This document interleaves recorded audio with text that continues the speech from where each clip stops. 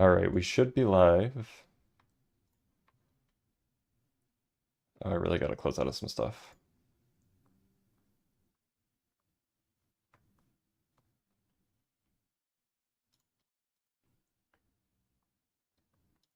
Hello, hello.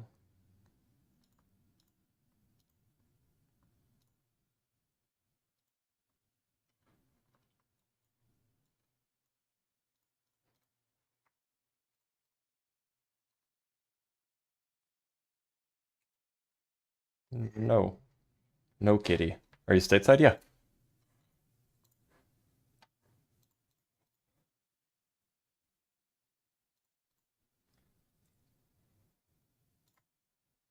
Hmm.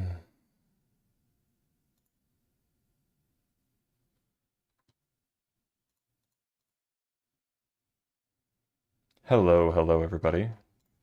Welcome, welcome. Let me just finish getting YouTube set up and then we should be good to go.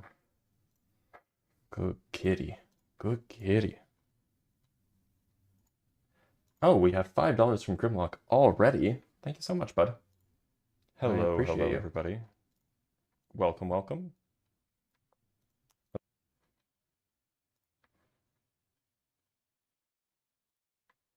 Howdy, howdy, everybody. Welcome, welcome.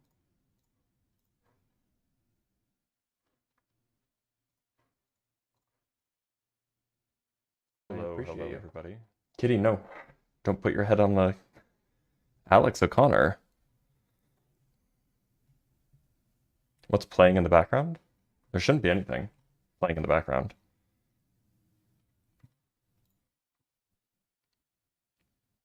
Something playing.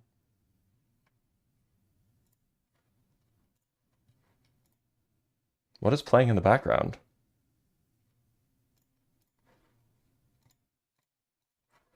Oh, oops.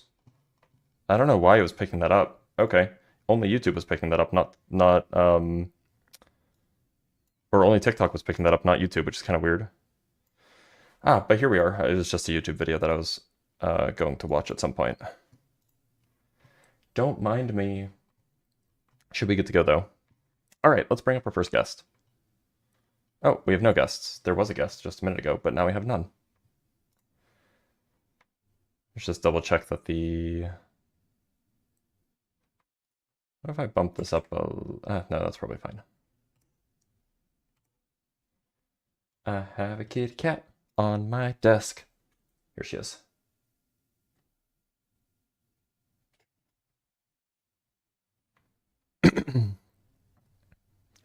Good girl. Who's your good kitty cat? Anyway, you guys know what to do. Like the live. Like the live, send it out to as many people as we can, so then we can get more people in here and have more conversations.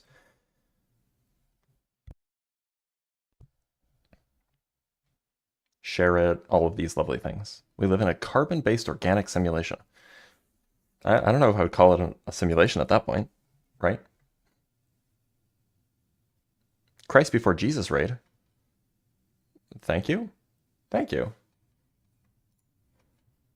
And thank you, Kay, for sharing the live a billion times. Sorry I wasn't live the last few days. I was busy at a wedding. Funnily enough, actually, somebody at the wedding recognized me.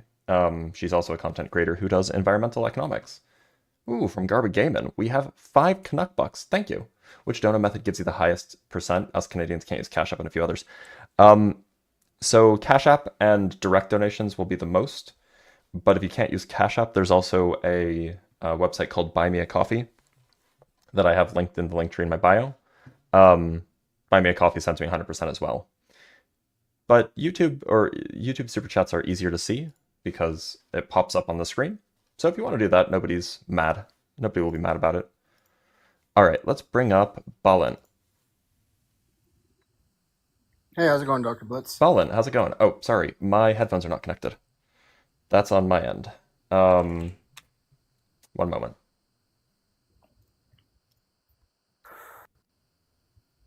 Ballin, how's it going? Good, how are you? I'm doing all right. What god do you believe in? Um, Two things. You said Garba Gayman? I think it was Garbage Man. I don't know if you did It's that an inside purposely. joke. It's an Oh, inside man. joke. Okay, I was like, dang. No, I have a question about, and you can kick me, but the whole contingent necessary thing. I, Hmm. I just want to try and understand that better, if you know what I'm talking about. The argument that you have to have that we go back and go back and go back to the necessary, but you can't have a necessary if the next thing is contingent. Do you know what I'm talking about? Yeah. So there's just problems with the contingency argument. Basically, are you familiar with the ought is dilemma? The what? I'm sorry. The ought is dilemma, namely that you can't get an ought from an is. I don't think It's so. Is it's that a kind thing. of It's a thing in moral philosophy or metaethics, which is that like if you have like some true description of the world, you cannot derive what you ought do based off of what is the case. Oh yeah. Okay. Yeah. Yeah. So Okay. so the issue with the contingency argument is roughly the same, namely that if you accept the principle of sufficient reason, um, or other similar ideas, then you can't really get a contingent thing from a necessary thing. Um, because in order to get a contingent, either the contingent thing, if the contingent thing comes from a necessary thing, then in some sense the contingent thing must also be necessary. Um, on the other hand, if you want a contingent thing at the bottom, you need something that's just contingent with no cause, and that's a little bit problematic too. So that's the rough idea. This whole business with contingency, that's one of the problems with a contingency type argument, but it's not the only problem. That said, I'm going to let you go, so then we can get people up here who Okay. do Sorry. Yeah. disagree. Yeah. Take care, No, man. you're fine. You're fine. Um, so yes, I am back in the US. By the way, if you'd like to join, you can either join on TikTok, which you guys know how to join on TikTok, or alternatively, you can go to this URL that's in the background here. It'll take you to a like kind of like a chat room type place called Video Ninja, where I'll be able to bring your audio in directly. That is the preferred. Well, that is. I mean, TikTok is the preferred way. But if you can't use TikTok, you know how to get here. Um, yeah. So yeah, of course. Happy to answer any questions. Um, yeah, classic garbage gaming. Exactly. Um, beta mail. Okay. Whatever you say, bud. Don't worry. This entire stream is just. What's rage bait about saying I'm an atheist? I mean, like, there are definitely ways that you could make this rage bait. You could say, like, your God is fake or whatever. But this is just like, look, I'm an atheist. Can you convince me to believe in your God? What's, like, if you can't, you can't. If you can, you can. I don't know what's rage bait about that. It's impossible to convince that even other people exist, let alone a supernatural entity. Well, I don't know if that's true. Because, like, if that's your standard of epistemology, if that's your standard of what you know, what you're convinced of, then you're not really doing what the rest of the world is doing, right? Um, from gotta be Godfident. Oh, that's funny. That's a funny name. I can convince you, but will not waste my time with you. Well, apparently, then it's not important to you to save me from hellfire or something. Blitz thoughts on Iran airstrikes. I don't know if we have enough information to say whether or not it was a good idea. If they were genuinely going for nuclear weapons, then I think it could be a good idea. But as far as I'm aware, we have no evidence that they were. In which case, it's just another they have WMDs thing, which not a fan of. Do you believe that George Washington was real? Yeah, sure. I mean, some of the stories about him are not real. Some of like the myths, the legends, but yeah, absolutely. George Washington. I believe we have his teeth on display in Mount Vernon, right, which is his historical home. Um, what's the brand of the earbuds? These are Sony's. Yeah, so you guys know what to do. Send this out because for some reason the live isn't getting sent out. We only have like 200 people in here on YouTube or on TikTok and 85 people on YouTube. I don't know where everybody is. Um, well, look, so if Iran was actually trying to build nuclear weapons, Iran having nuclear weapons would be really bad. But I don't think that they were. I don't think that Iran is trying to build nuclear weapons. In which case, it's not good to bomb them, right? Like, it depends on what's true about the world.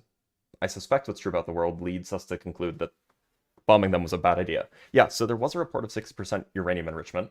My understanding is that that was basically to be used as leverage, not that they were actively trying to put it in a bomb. That's the basic gist. But I'm not super well informed on the topic. I've just been getting my info from like the same sources you guys have, like news sources and so on. Um,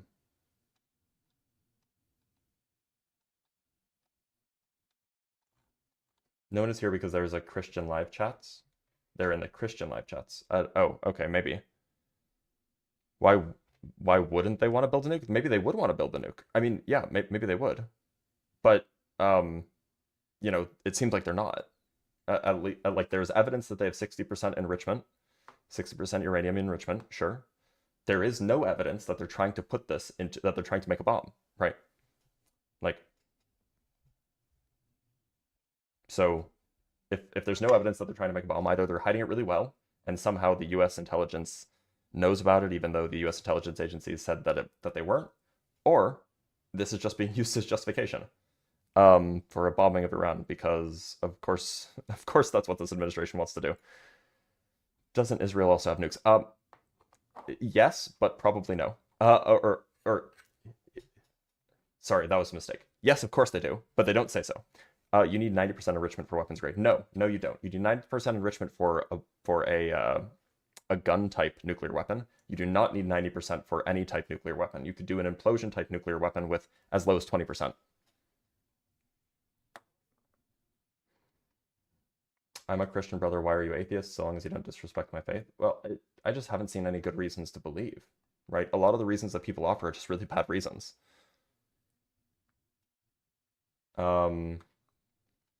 I can't convince you, God will. Okay. Thoughts on Jews? As a people group, generally fine, like every other people group. All right, let's bring up Duke White.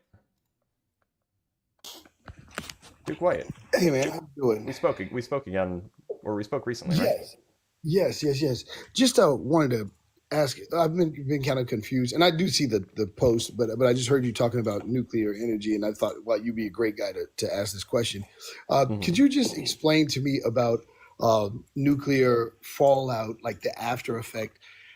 I've always been fascinated with wondering what was that like, and what would the effect if something happened over there? How would that affect us environmentally here, or would It the would nuclear be. energy It depends. dissolve? It depends on what we're talking about, but it could potentially be bad. Um, but keep in mind Chernobyl, when Chernobyl, You knew what I was exploded, looking for. I right? knew that's what I was. When Chernobyl melted down, mostly it was affecting Europe. Um, there were like you could detect it everywhere, but like the most significant effects were Europe. So in the U.S., the U.S. is very, very far from Iran. So you could detect if there was like nuclear fallout there, if there was like a meltdown at a reactor or something like that, then you could detect it, but it like wouldn't be you wouldn't have people in the U.S. getting like cancer instantly, right? Gotcha. But that's not really on topic. So unless you want to talk about the topic, I'm gonna let you go. Yeah, no, I do want to talk about the topic. Um, Okay. so obviously, with me being a believer, you know, my my thing is that I don't see how why it's impossible to be a believer and see the science. And I was wondering if you could explain why you believe you have to be either or, like to be logical, you can't believe in a God. Um, it depends on what you mean by logical. I think that there are very strong arguments for thinking that there is no God, or thinking that like any like traditional conception of a god is just false. I think that there are rational theists, though. These would be people who have had personal experiences that are very compelling. And I don't think that in principle science tells you really about whether there's a god or not. Science is a method that takes in data and spits out conclusions, and uh, in particular, it takes in data and spits out conclusions about the natural world. So if you're positing that there exists something supernatural that can't be probed by the scientific process, then science isn't going to tell you anything about that. I'm not saying that's not the reason I'm an atheist, So why are you atheist? because I haven't heard any really compelling reasons to think that there is a God that exists. Got you. So my question, and I don't know if this is compelling or not, but my question is, what if the people who claim to be God, to claim to believe in God, one of the issues is that they don't see God as scientific, because one of the scripture that I look at, when he says that it is the heart of God to create a mystery and the heart of kings to figure them out. That lets me know that a lot of that what we're dealing with is a God of knowledge, right? This God that created these systems in place. And the word science, doesn't the word science just mean to know? In that the I mean, science is like a specific method, right? Like science is a specific method. Like the etymology of the world isn't particularly relevant. well, but if the I'm just saying if the word means just to know, and that's actually what we do. We use that method to learn how things happened or how things were. We're collecting that data for a relevant reason. Like you said, it doesn't mean that there isn't a God, but it does mean that we absolutely have the ability to figure out how things came to be, right? Through this data, Yeah, yeah, yeah. through the Well, at least to perhaps to a certain extent. Um, but yeah, I mean, the point is that we have like I'm definitely not going to claim that for certain notions of God, science conflicts with that notion. I'm not going to make that claim. I don't think that that's true. I think that there are notions of God that are compatible with the scientific data that we have. Yeah, because I guess what fascinates me about the belief in God is that he tells us that he wants us to be like him, which means our journey would be figuring out how he did things so that we can. You cut out. Sorry, someone had just cut in. When I look at what happens, is like we are so much like him. We have the ability to create, harness light, to use, to discover truth, enhance humanity through scientific discoveries. And when the claim that God is saying that we are his descendants, that we are children of God, one of the biggest attributes of that, or one of the things that to me shows that, is that we are evolving intellectually on such a high level where we're literally able to travel through different But dimensions of time and but space. look, I don't see what this has to do with whether God exists. Well, that's what I'm saying. If the Bible makes the claim that we indeed are like him, and then we're doing things like throughout history that he has done, we're creating Did things he that go to the moon? did he go to the moon? He created it, Yeah, well, that's not what I asked. I asked, did God go to the moon? and he can. I mean, I But don't he know if didn't, right? So like there are things that we've done that God hasn't done. So like I just don't see what this argument is trying to say. This argument is saying something like we should believe the Bible and therefore believe in God because the Bible says that we are created in his image and we are a lot like God. But like we're like God in some ways and we're not like God in other ways, the God of the Bible that is. Um for example, like we are like God of the Bible in the sense that we can be angry, right? We're not like God in the Bible in that um we die, right? So like there's like a lot there are like you could say that we're also like wizards from Harry Potter in that like we have children and they have children and we have two eyes and they have two eyes, but that doesn't mean that the wizards in Harry Potter are real.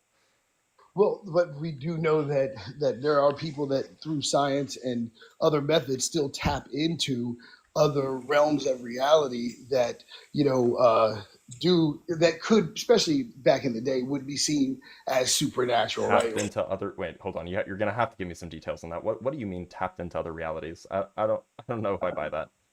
Okay, so say like when you think about how the things that are normal to us now, and there's a point in time where they would have said that's going to be impossible. Say to be able to build a car that can travel across country and all that stuff, or an airplane.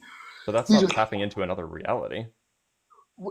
so when I say that, I mean in the sense of the way people would perceive it in one era. So, like, say, go to the moon. There were a whole bunch of people that thought it was impossible. There's still people that don't even believe we went to the moon. That's Yeah. because that's because their ability to believe, even though the evidence is still based off, oh, the government lies, or who knows if the data is true. So the same way people don't believe in God, there are people that don't believe in things that But others. look, is your argument just that we share some qualities with the God as described in the Bible, and the Bible says that we share some qualities with the God described in the Bible, therefore it's true? Is that the Well, so argument? not so much is it's just an entertain the possibility, because there is a claim that he does say that he made us in his image, and Okay, so so. we can entertain the possibility, and then we entertain it, and then we come to the conclusion that it's not true. But how did that conclusion that it's not true come to be? Well, I mean, like there are direct contradictions in the Christian Bible and the Hebrew Bible for that matter. In what way? Like there are times where God says that everything that he creates is good, and then there are other times where God says that he creates both good things and bad things. Is that in the Both can't be context? true. Well, don't forget, he also says it is I, God, that do both good and evil. Yeah, so that is a direct contradiction to the statement that God only creates good. In his purpose, he does make that clear that it's when it's coming from him in his purpose that he does all things for the greater good. So when he speaks, Well, that's in not that, what it says. It says that everything that God does is good. there's a what is it alluding to though? If it's alluding to the All of the good things, right? One sec. So no, I know exactly what you're talking about. One sec. Let me find the actual verses. I think it's Psalm 145. Yeah. Psalm 145, verse 17. Everything the Lord does is good. Right. Like that's, and it depends on your translation. Sometimes it'll say everything the Lord does is righteous, or the Lord is righteous in all of his ways. But the point is that like this is saying that like the meaning here is that all of the things that God does, they're all good things.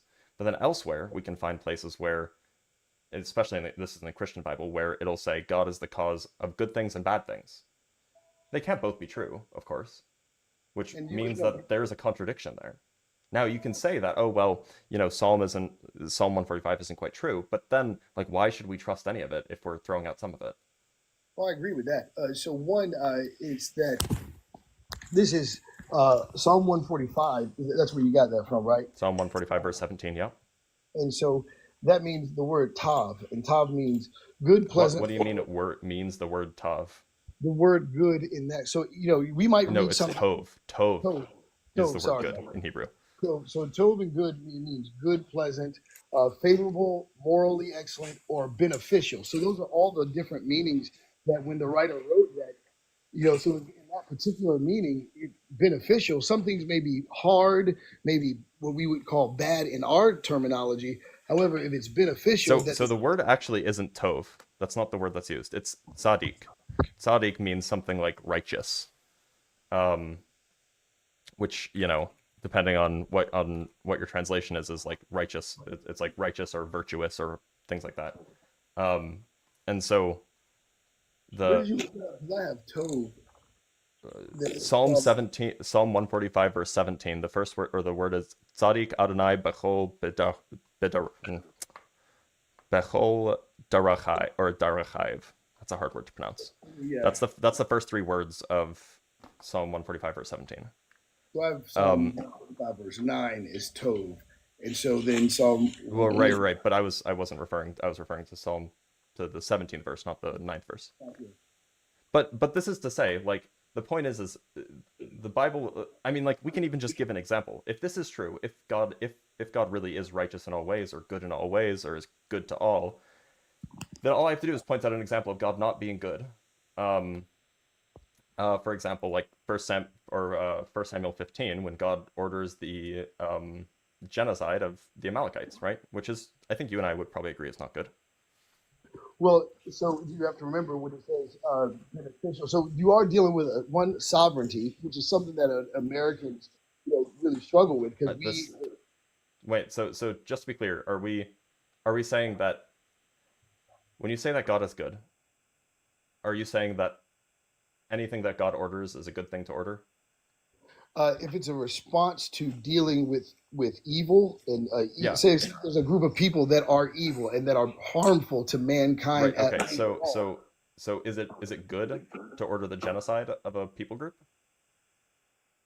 If that is a situation where these people, by the existence of these people, is harmful for the majority of the community, the human species, then yes, it would be good. If they can't be corrected, if their ways are determined to cause harm to the human species, then yes, because when we say we already have to remember. Just to be clear, you're currently defending genocide. Not genocide, not genocide, but if we know that's genocide. Like he said, go kill all of them, the men, the women, the children, the animals, like all of them. That's genocide. That you're currently saying, yes, it is good, as long as the people that we do it to are bad. It really has to do with the sovereignty of God, because we have to remember that God already declared that humanity itself is a horrible creature, which we are. We're not That necessarily. seems irrelevant to why we would be okay with genocide, right? Well, again, we deal with a God that's already flooded the earth. Yeah, you're right. You're right. We do. So why, Yeah. like, how is that good? Well, because when we look at the context of why he did it, he says that in Genesis 6, he says exactly why he did it. He says, because the hearts of man was evil to the core in every imagination. So it wasn't just like, I'm going to go ahead and I just feel like doing it. Like, mankind had become extremely evil towards each other. And so he floods it, but then he gives Noah grace. So when you see this ultimate wrath and judgment, and you're dealing, again, if you're dealing with the I sovereign. mean, it just seems very strange. Like, so in 1 Samuel 15, God is commanding the slaughter of the Amalekites, right? Like, this is a very, very famous verse, or very, very famous chapter. Like, maybe you could say that, like, the adults were doing bad things and thus deserved, like, this was like a righteous punishment, but, like, he explicitly mentions the children, right? So, like, what did the children do? So when you look at the reality of how human behavior works, right? Especially in those times, these are very barbaric times. These are not civilized times that we're talking about. So when we look at this and we go, okay, uh, these people were, if he says already that they were evil from their youth, Oh, right? he doesn't actually say that though. No, I'm talking about in Genesis when he I'm said, talking about 1 Samuel right. 15, with the Amalekites. He doesn't say that they were evil. Well, but what I'm saying is that he's already identified that he's separating his people, right? And these Amalekites, they were always at war with each other. No, they weren't. The Amalekites and the Jewish people. No, no, no. They were so the history, the context of why God is commanding this is because several hundred years prior, during the Exodus, the Amalekites fought the Hebrews. Now, the Amalekites lost that battle. This is a famous battle where God says, God tells Moses, if you hold your staff over your head for the entire battle, then you'll win the battle. And so Moses does that, and then they win the battle. The Amalekites are driven off. And then they don't see the Amalekites for another 400 years. And then later in Samuel, after the kingdom of who is this? Is this Saul? The kingdom of Saul is established. This is hundreds of years after the Exodus. Samuel, who is Saul's prophet, says, hey, God told me those guys over there, those are the Amalekites. Go kill them. Yeah, but the thing is what did the Amalekites do? When I look at historically who the Amalekites were, we know nothing about the Amalekites, by the way, historically.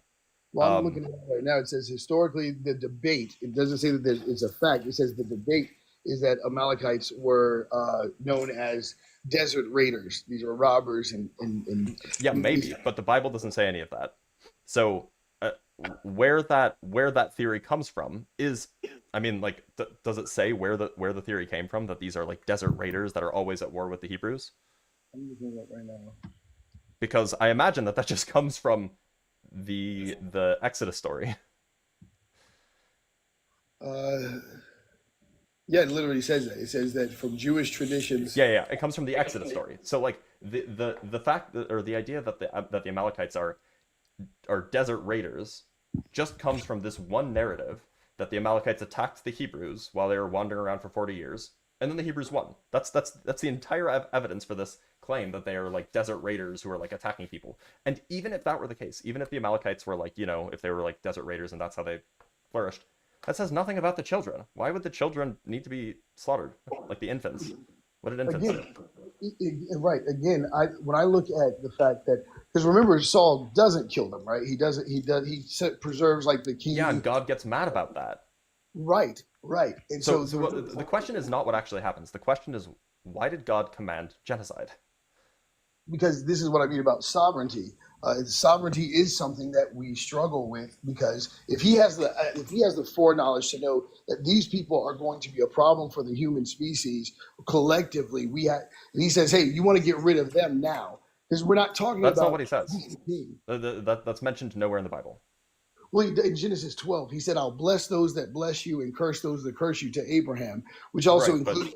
There's no reference to the Amalekites there.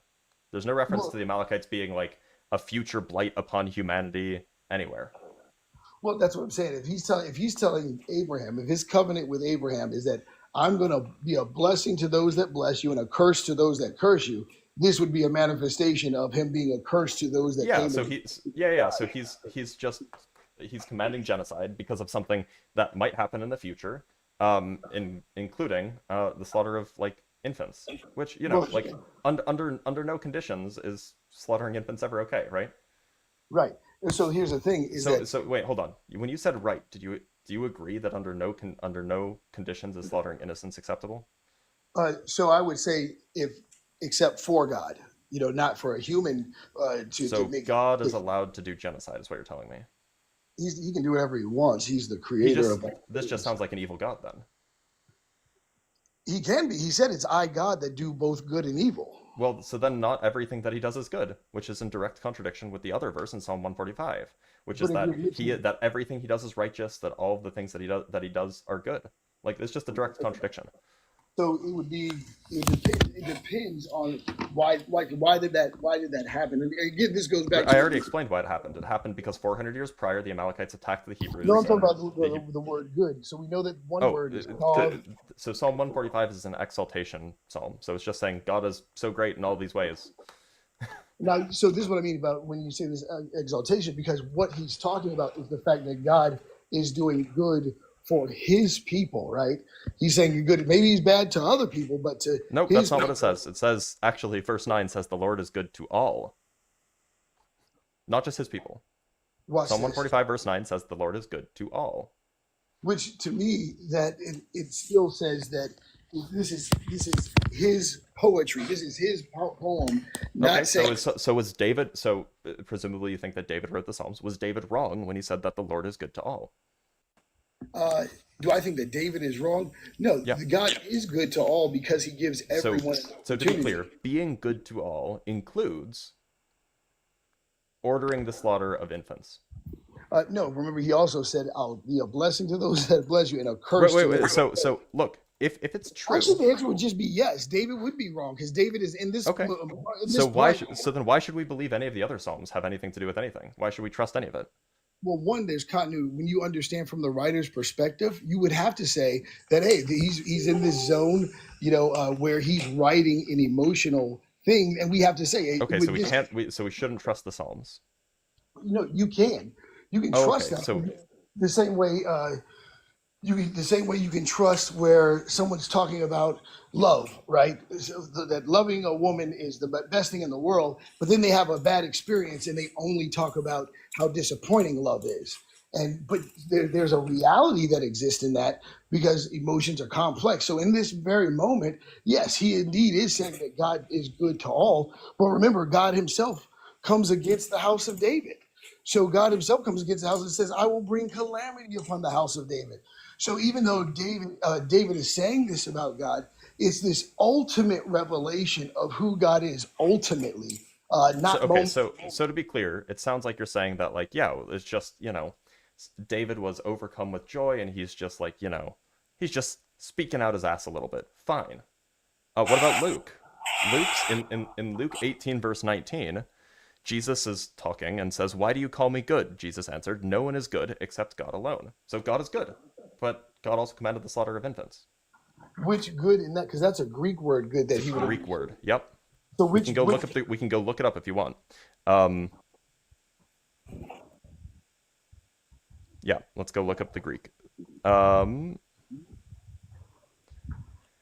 19.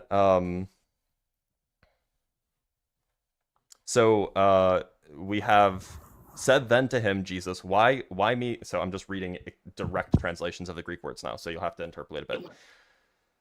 Said then to him, Jesus, why me call you good? No one is good if not God, if not alone God. And so the word that's being used here is agathos. So this is the good a man brings. There is only one who is good. It's also used to describe generous, righteous. But it looks like most of the times when agathos appears, this is used to mean good. but we still have to find out what does good actually mean in that context. good in the moral sense because it's often juxtaposed with righteous, and it talks about this word being applied to men, a good man. There is you know, such a word as is good for edification. So this is like well. He was a man So good and full. So like it just means what we typically understand to mean good. Like this is not so complicated, right? Like it's the word means good. It really is because Sorry, it's agathon, or the word, the way we use so good, agathon and just, agathos are the two different ways. But like, we can just go look up here on blueletterbible.org. It's a primary word. Strong's Concordance, which nobody likes, but Strong's Concordance says that it's like good or a good thing, that which is good.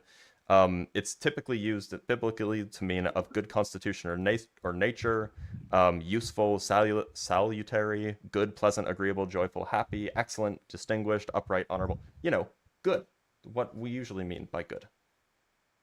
so, but if God, so this is the thing, is that if it's saying that if he's making that statement and he's talking to mankind, this would be something that mankind would struggle with because mankind is already pure evil. The only reason that we exist is because of his grace.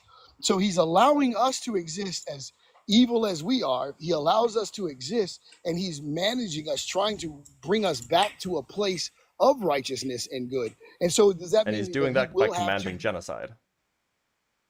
A lot of times, yes, because if he already knows that a human species, he knows more about humanity than we do. So we're trying to figure things out. He's not. So he has clarity in a way that we don't, which So gives him the you authority. agree that every action that God takes is virtuous? Do you agree that I don't that's the think God, case?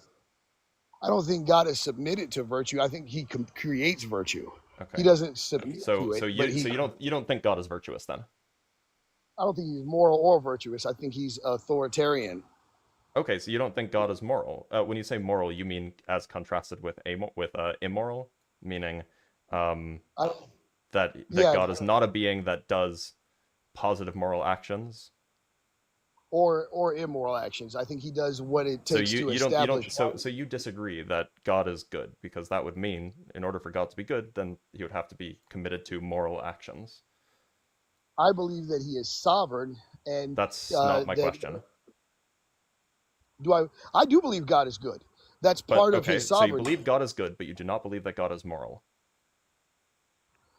No, I think that morality that's just a like a what is it? An oxymoron then, right? He's immoral but good. Like it's just. No, I don't think he's immoral either.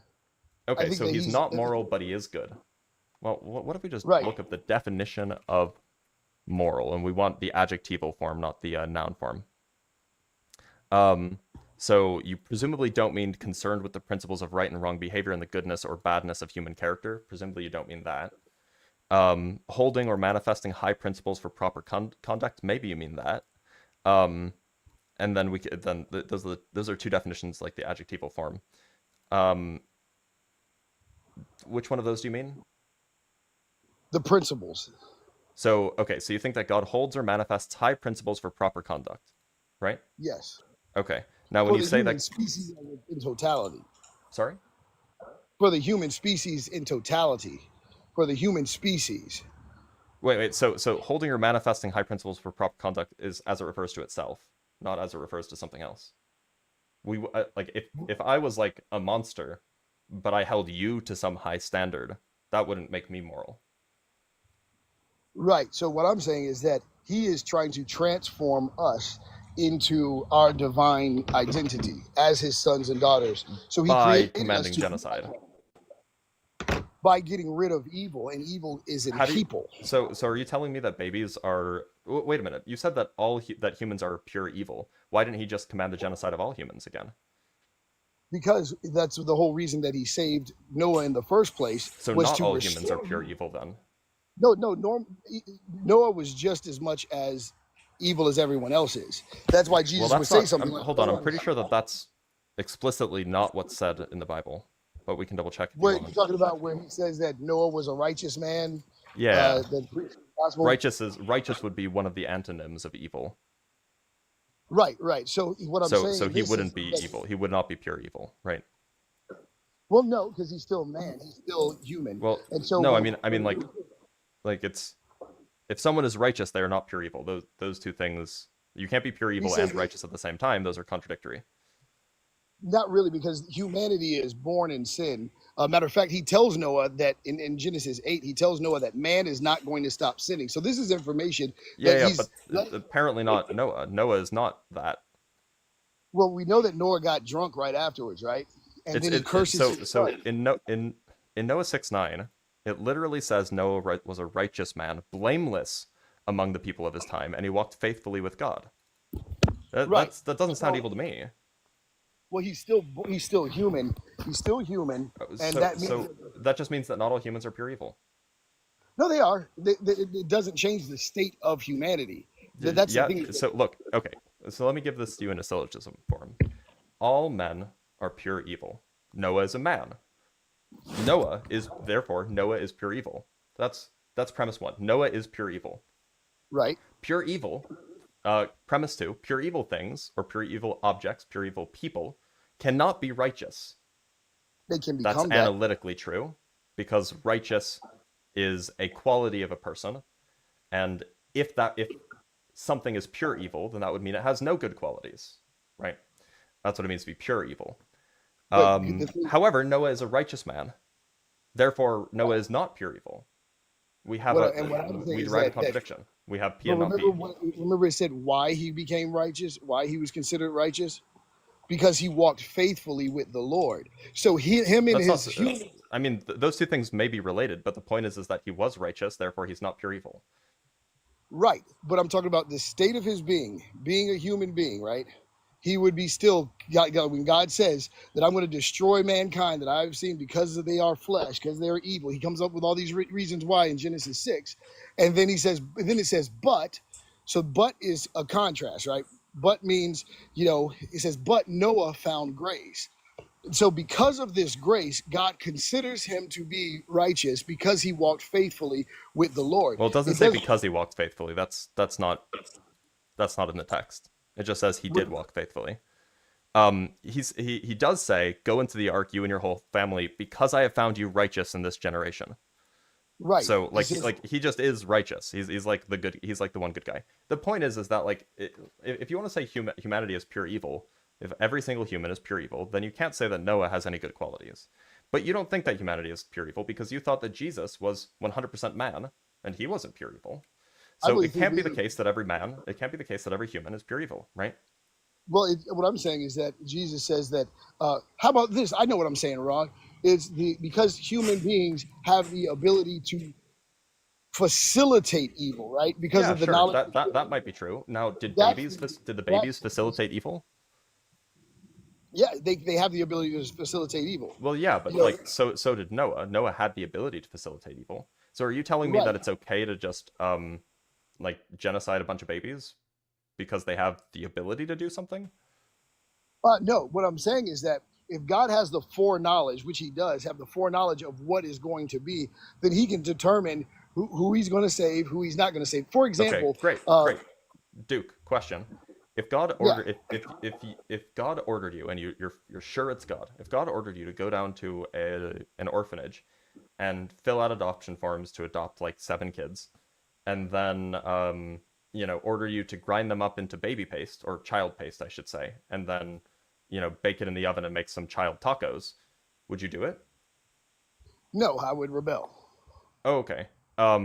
Would God have been good to command it? God can do whatever He wants. That's the whole That thing wasn't with my free question. will. That wasn't my question. Would God have been Oh, good to command it? sure, yeah. Okay, so if God I commands just you to don't make have to. child tacos, that's good. I just don't have to agree with it. It's that's the thing is that Okay, I don't. so to be clear, I don't know what you mean by good. If you think that anything commanding that you make child tacos is good, I just Well, you and I just mean different things when we say good. Then because you're like, yeah, if God told me to make child tacos, that'd be a good thing. but I wouldn't do it though because I would see it as Wait, a bad if thing if it's a good thing, why wouldn't you do it? because of the simple fact that I have the free will myself as my own entity to choose to listen to God or not.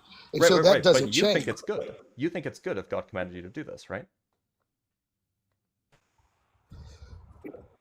Well, so one, we're using like an absurd thing, right? But Yeah, it's in called this absurd, hypothetical. because Yeah. God is all powerful, well, it's still insane, because what reason would he have to do that? But let's say if he did have a reason to do it. The point is under your worldview, he always has a reason for these things, right? Right. It's Right, just exactly. maybe it's And a so what reason you I'm don't saying, know, but it would still be good, right?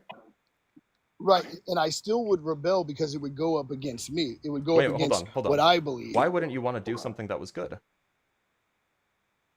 Well, because I have my own ideas, my own imagination, and I have my own free But will it's to your make the idea decision. that it's good. Well, no, if you're saying that, you said that if I was absolutely sure that God told me to do it, Yeah. You're absolutely and sure I that said God told you to do it. and then I would say no. But hold on. You try to do good things, right?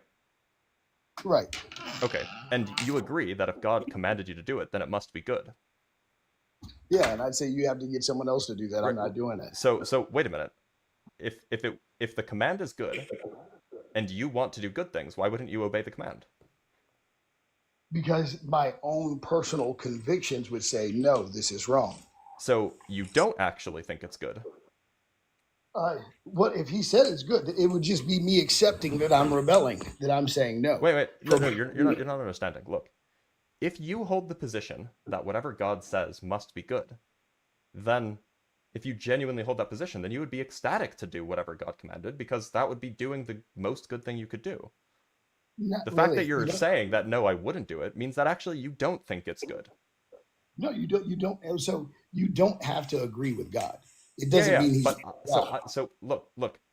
If you thought God was doing something bad, then it would make sense to not agree with God. But you don't think God is doing something bad in this example. You think that he's doing something good. Yeah. So in this example, the way my brain works, I literally would say, and contradictions do exist. That's a real thing that exists. You hold true contradictions? No, I just know that contradictions exist. Are you sure? Yeah. Is this the view that you want to hold? Can you give me an example? Say a contradiction that exists would be, if a man loves his wife, right, then he does only good for her, right? Because he loves her, right? But Sure. if her perspective of love is different than his perspective of love, the contradictions are there, because there's something that there's missing. There's a communication. Sorry, what's the contradiction? If she has a different perspective of love, That's just a disagreement of terms. That's not a contradiction. Okay, then that's what I mean then. But right. So look, if you think that that the world will be better, in whatever sense of better that God intends, by obeying God's command, why would you not do it? Because of my lack of understanding. Okay, so you just admit that, or so you agree then that even though there's something that you think would be good, because you don't understand how it's good, you just wouldn't do it. Is that a correct characterization of your position? Right, because I really wouldn't be in a situation where I would believe that was God that told me to do something like that. But you had made the scenario to where I absolutely knew it was God. And then, because this is actually what got me kicked out of the military. This very same concept is what got me kicked out of the military. I had a plane accident, and my plane accident basically, because of the way I was preserved, it wasn't a plane, it was a parachute accident. Because of the way I was preserved, I credited that all to God, and I became very zealous and started preaching. And they were concerned about my mental health, and because I said I was saying what God told me to say. Really what happened was I started, my sergeants would use the Lord's name in vain, and I would say, don't do that. And they were concerned that, something mentally had happened to me, Okay, but really, but what I'm saying is that seems not super relevant. No, it is. It's just, let me finish, because it really is relevant. When they asked me a question, like if God told you to do something against American soil, my response was, it's God.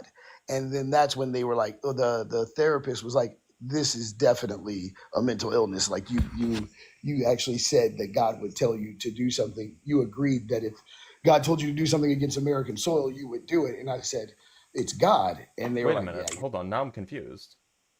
So you got kicked out because you said that you would do something that God commanded you to do, even if you didn't understand it. Yeah. So So I was, why would you do something against American soil if God commanded you to do it, but you wouldn't do something else if God commanded you to do it? so again, it became because America is not necessarily for God. America is Okay, so you're just saying that you could understand why God would command you to do something against American soil. right. It was more about understanding. That's the Okay, point. okay. So is it your position then that you can't understand what God does or why God commands things? You know what? Yeah, it actually is. It doesn't change his sovereignty or existence. It just means Yeah, that I'm okay. not God. So could God lie to you for Uh, the greater good? he's done it before. Okay. So then, In the so it's scripture, possible. So it's possible that God can deceive you. Um, if it's possible that God could deceive you, why would you, is it possible that the scripture, which is inspired by God, is deceptive?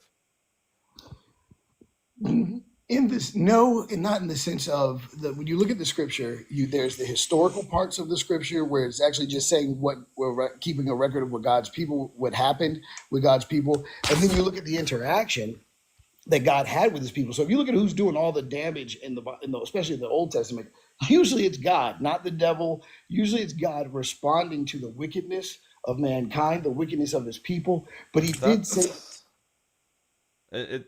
Like, look, you said that it's possible for God to deceive you, right. because maybe he's doing it for some greater purpose. Couldn't he just be deceiving you in the form of scripture? Like, what's the The symmetry breaker? the reason why is because of the amount of one, you got to remember that if you look at the whole reason he does anything, it's usually trying to liberate people from oppression and trying How to do you know usher, that's not deception? because he identifies himself as truth itself. How do And you know truth, that's not deception? that's what he actually says, that he actually says to seek the scriptures to find out the Yeah, how do you truth. know that's not deception? The point is once you've admitted that God could be deceiving you, you can't trust anything that comes from any religious scripture at all. It's like saying you can't trust your parents at all because they told you about Santa Claus, or Well, but because look, the difference here is that I recognize that my parents are human and they behave like humans. If God can be deceptive for reasons that you don't understand, then in principle, God could just be lying about everything because he has some greater good means at the end of it all, right? He could be lying about everything. well, he already made a declaration that he'll bless those that bless Israel. That could have been a lie though. Well, the thing is that he is consistent, right? So he does How do you know? All of your evidence for his consistency could have been deceptive. could have been, yes, could have So been, so but then so then what reason do you have to trust any of the scriptures? the same reason I trust humans, right? Because we were made in his image. So the fact is that whatever principles that we have, he also That's again relying on the scriptures, which you've at this point tacitly conceded could be deceptive. oh, for sure. So That's the then whole, how can we rely on scripture to give us information about God if the scripture could be deceptive? because one, it really does come down to trust. It really does come down to, hey, like, Where is that what trust based? I would have to say that we just have to have faith because we have no. So here's my stance, and I know that faith is always looked at as a bad thing. This is where I get blasted by from Christians. I believe faith is part of humanity, not just part of some religious construct. I don't believe that, like, with all the innovation. I think you have to have faith to even go through to create inventions and all these things. So my use of the word faith is not restricted to religion, but actually, like, can you do me a favor and look up the definition of faith?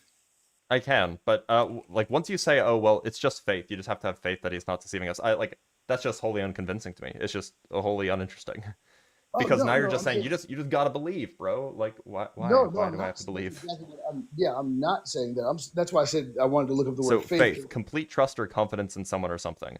That's the first definition. So one might say that you have faith in faith that the sun will rise tomorrow. The second definition is strong belief in God or in the doctrines of a religion based on spiritual apprehension rather than proof. I imagine Yeah. you're kind of referring to the second notion of faith rather than the first No, I'm notion of talking faith. about the first notion.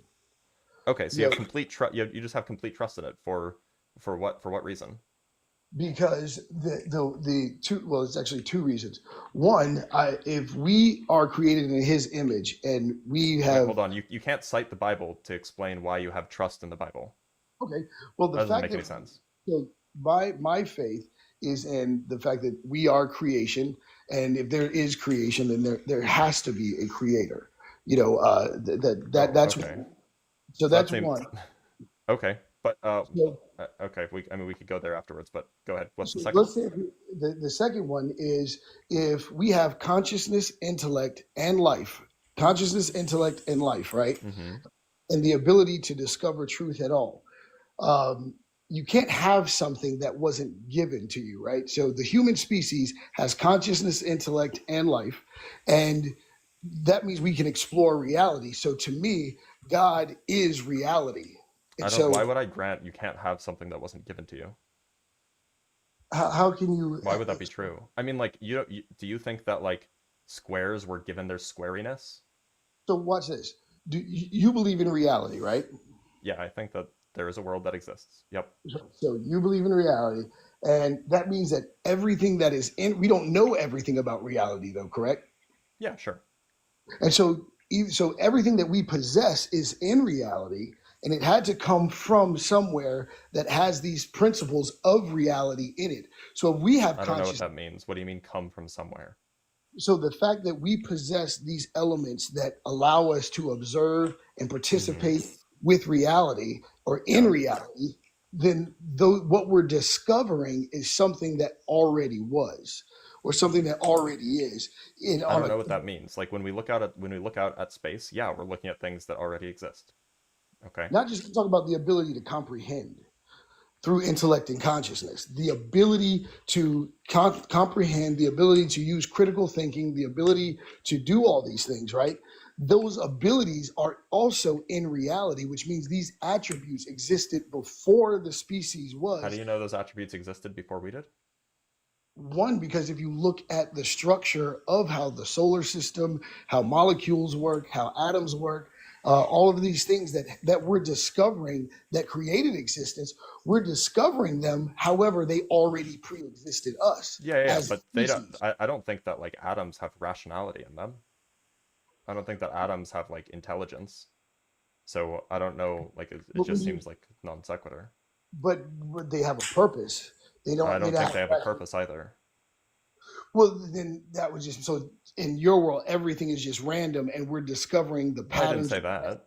No, well, I'm I asking don't you. think I don't think everything's random.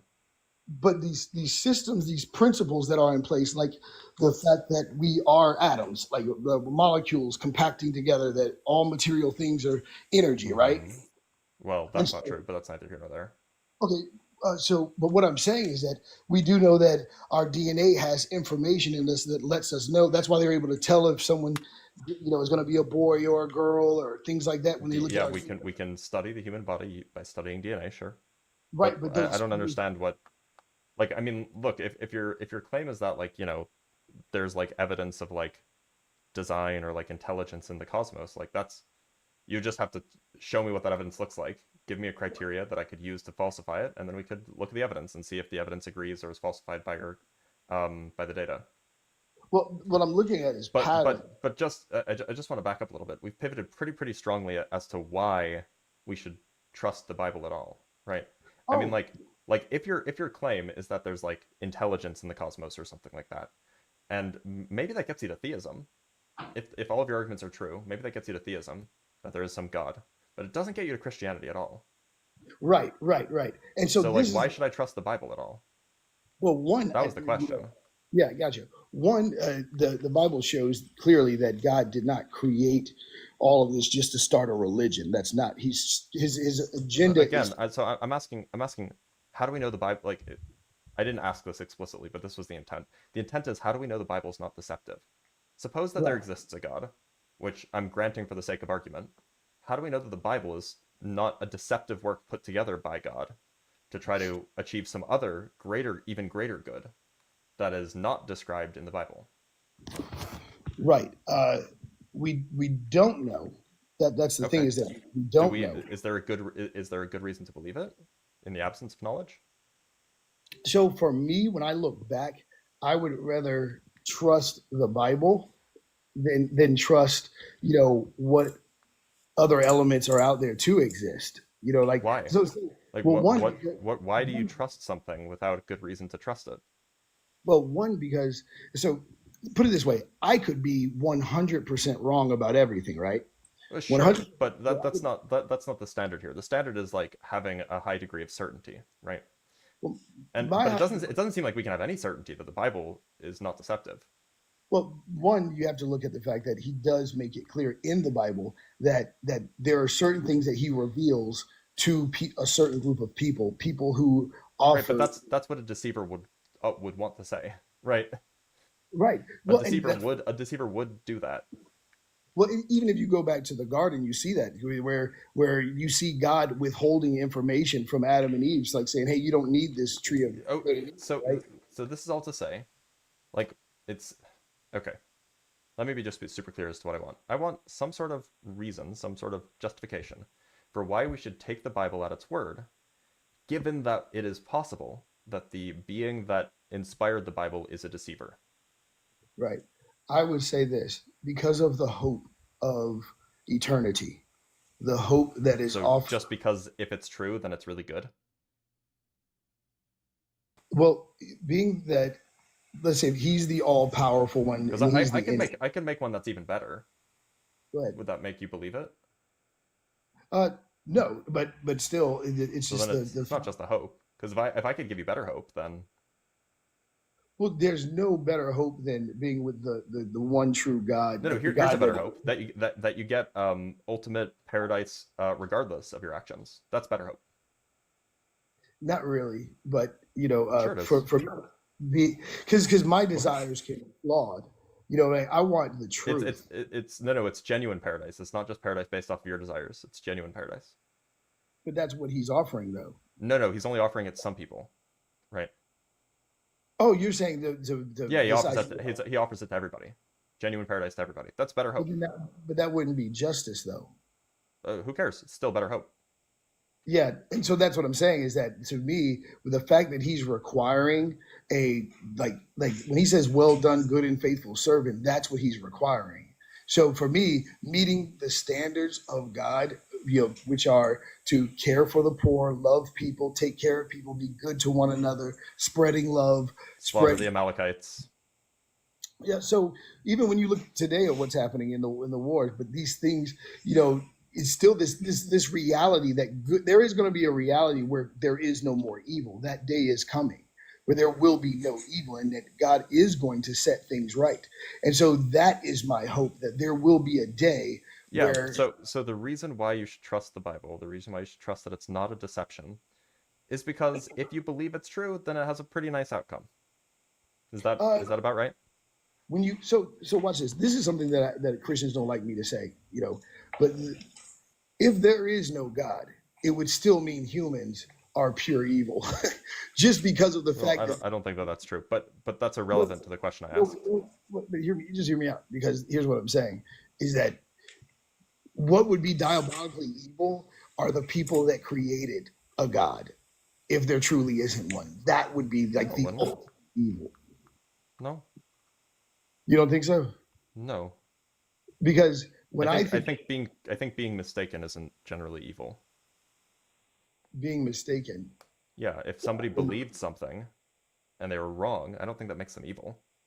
Well, it's just that that's unrelated to the question. I mean, is it the case that, and I'm just trying to pin down your beliefs here so then I can know what you believe.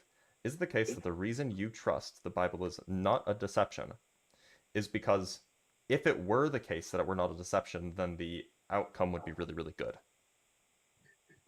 Well, my belief is that my trust in the Bible is because it lines up to reality more than anything else I've seen. And so for me, it doesn't line up to moral reality. It doesn't line up to like empirical reality. What parts of it line up to reality? What parts of it lines up to reality? Yeah. the Because honestly like there the wasn't a flood, right? Like that's the thing that didn't happen. The earth wasn't created in 6 days. Um, a woman wasn't created out of man's rib, right? Like these are empirical like facts. So I do and believe and that. and then you can go look at like the horrible moral treatments that are given in the Bible, especially the Hebrew Bible, of like the Amalekites and towards Solomon's wives, or sorry, David's wives, and there's the Genesis account of Noah. These are not uh, reflective of moral truths either, if you believe in moral truths. So like it Again, just what seems I like none of this. It seems like it doesn't line up with reality really at all. so one, you're talking about a tribe of people, right? So you're talking about a group of people, a small, relatively small group of people who believe this, right? I'm talking about in the original days. But Well, you believe this. I You do don't get believe to it. you don't get to offload your belief onto some ancient group of people who No, believe no, silly things. I'm talking about where the belief came from. So I'm Sure. talking about in the context of the time that the Bible is talking about.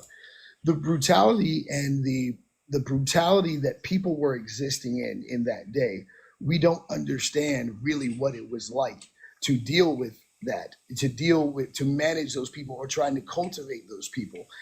So when I look at where we've come from since then, even though I see a lot of the similarities of that, I can totally see that we have come so far because of people who are in the Word of God, who are trying to make the world a better place, who do share the gospel. Even though there's been major historical atrocities, those were going to happen with or without the existence of God because they were Well, already. yeah, but the point is that the instruction to do those things doesn't line up with our understanding of moral truths, whether you think that they're objective or subjective. All I'm saying, and we should probably end it here, if only because, and I'll give you the last word, if only because we've been going about this for about an hour, is that it seems like if your claim for why you believe the Bible is not a deception is that it lines up with reality. Well, there are facts, there are events described in the Bible that just didn't happen, right? Like we have historical evidence that this is the case, and there are moral imperatives that are in the Bible that are just not good moral imperatives, and there are metaphysical claims that are like incoherent. Like it seems like a lot of it's actually like really aligned against reality. So I'm still left very confused. If you want to have I the guess last word, though, I'll give it to you. Well, I was going to say that to me, the fact that we don't know everything about reality and everything that is possible, that the scriptures do align up to more of what we don't know. And it does at least give us the opportunity to explore what we don't know, because that's what motivates science, is to find out what we don't know. That's what motivates, you know, pretty much our desire for purpose itself, or our desire to discover truth. And I think that the Word of God does, even though it may seem awkward, but if the supernatural realm does exist and there is a God that can have all power, all this other stuff, then when you look at it from that lens, it does line up to reality. If you look at it from the lens of only logic, then it doesn't line up. But if and it's not just about being open minded for being open minded sake. It's like, hey, I'm really trying to discover truth, and I'm going to open myself up to believe this. The same way that science says, hey, we're going to try these theories, and then they really believe it's going to work. They get the results, find out it doesn't work. And that's what I'm saying, is that if you're open to the supernatural, then yeah, you're going to see things from that lens. If you're not open, then yeah, it's just going to seem irrelevant. And so it all depends on the same way you have people that are committed to flat Duke, Earth. last word. Last words are not supposed to be Oh, preaching. sorry, a monologue. Oh no, I wasn't. I'm sorry, I wasn't preaching. You're right. It's not supposed to be a monologue either, though. Yeah, sorry about that. I was just making the statement, but yeah, All right. man, If you want to land the plane, by all means, land the plane, and then we'll call it yeah, there. I just want to let it play that when the fact that we don't know everything about reality still lends the opportunity for there to be supernatural. We just don't know it, and that's all I'm saying. So the just the Okay, Duke. possibility. Take it Thank easy, you for man. being here. Dude, I really do love talking to you, and I love your program. I appreciate that. You're always wholesome here, Duke. Thanks for being here. All right. Remember, if you're watching on TikTok or on YouTube, you can like the live. And if you don't like the live, consider leaving. If you do like the live, consider staying. Consider liking the live. So I think I'm actually going to bring up a guest from YouTube, because there have been a few that have been waiting there. And then I'll bring up another guest from TikTok. So, Omni, can you hear me? Yes, hello. Were you able to hear me? I am. Yeah, how's it going? How are you doing? I'm doing perfectly fine. Glad to hear it. What god do you believe in? I'm what you would consider an omniist, ironically enough. I have no Doesn't idea what that coincide with means. my Want to name. explain? An omniist is a individual that believes that every religion has some form or fraction of the truth, in a way. Um, Okay, Most of my so basis comes from a scientific understanding, so I don't want to say that I believe in some corporeal god that's in the sky or some bullshit like that. okay, so when I say I'm an atheist, I'm an atheist towards some sort of supernatural being, Okay. that is, or perhaps more than one supernatural being, that is in whole or in part responsible for either creating or sustaining or, managing the physical reality. Do you believe in such a Okay. thing? Well, that gets into a whole other conversation, but I can do a bit of explaining so you can give a better understanding to your viewers. Um, for the most part, for you to understand what God is, you have to understand Well, what the so universe Omni, and what everything is. so Omni, I understand that you might have a idiosyncratic notion of God, which is fine because Omnism isn't particularly common.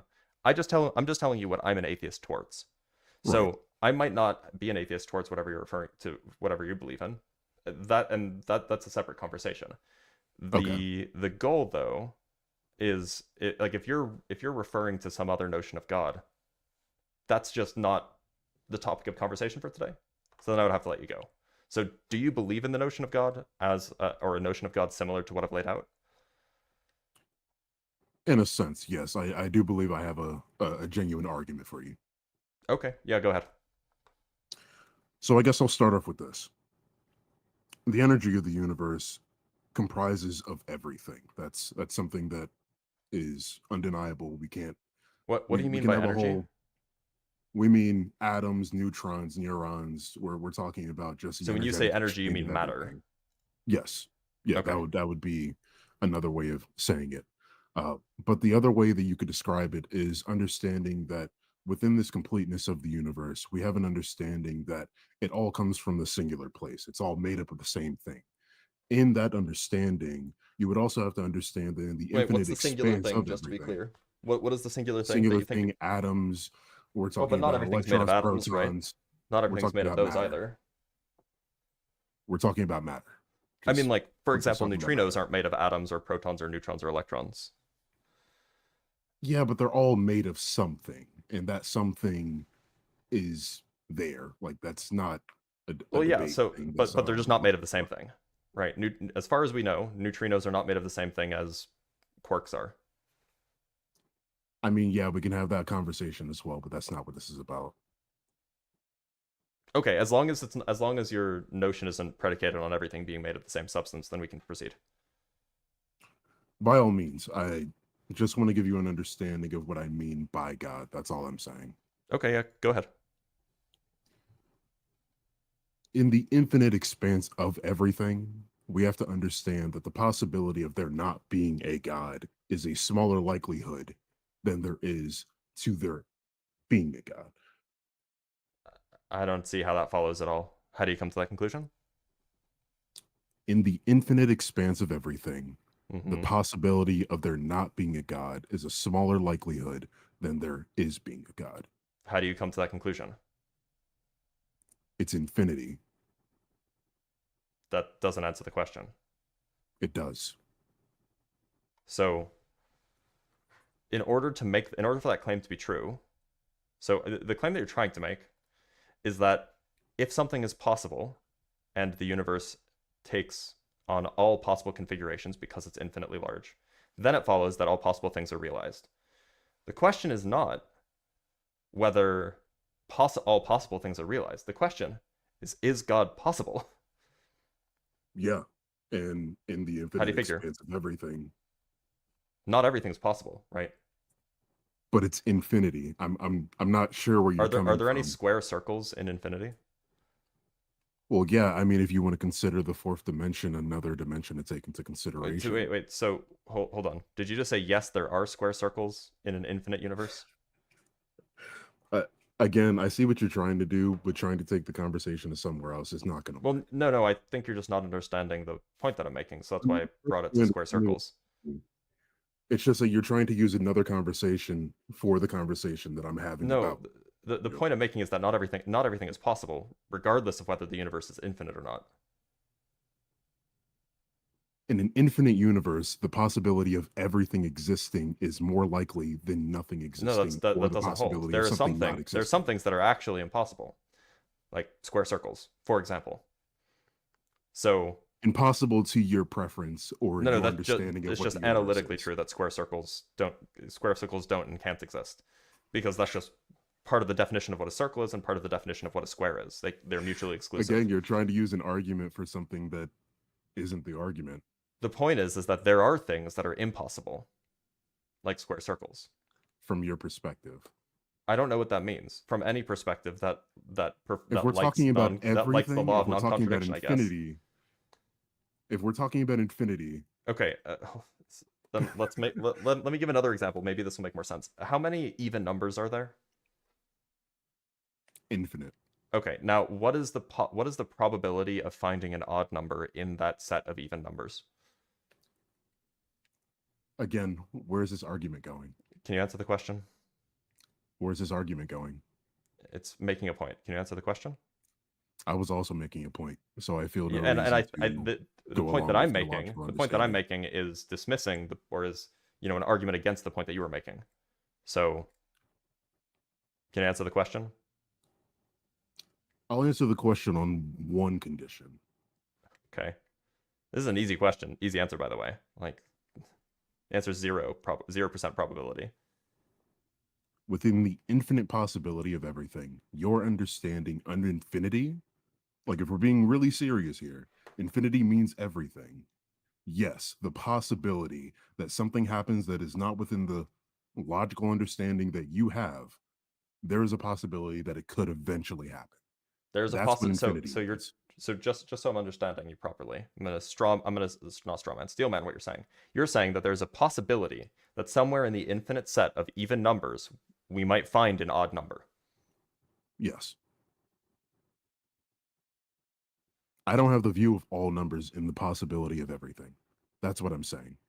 You're But what telling I me am that in saying the is that infinite in the set of infinite expanse of everything, even the numbers, possibility that there is God is more likely than there not being God. so in the infinite set of even numbers, you think that at least that there's a chance that one of them is odd.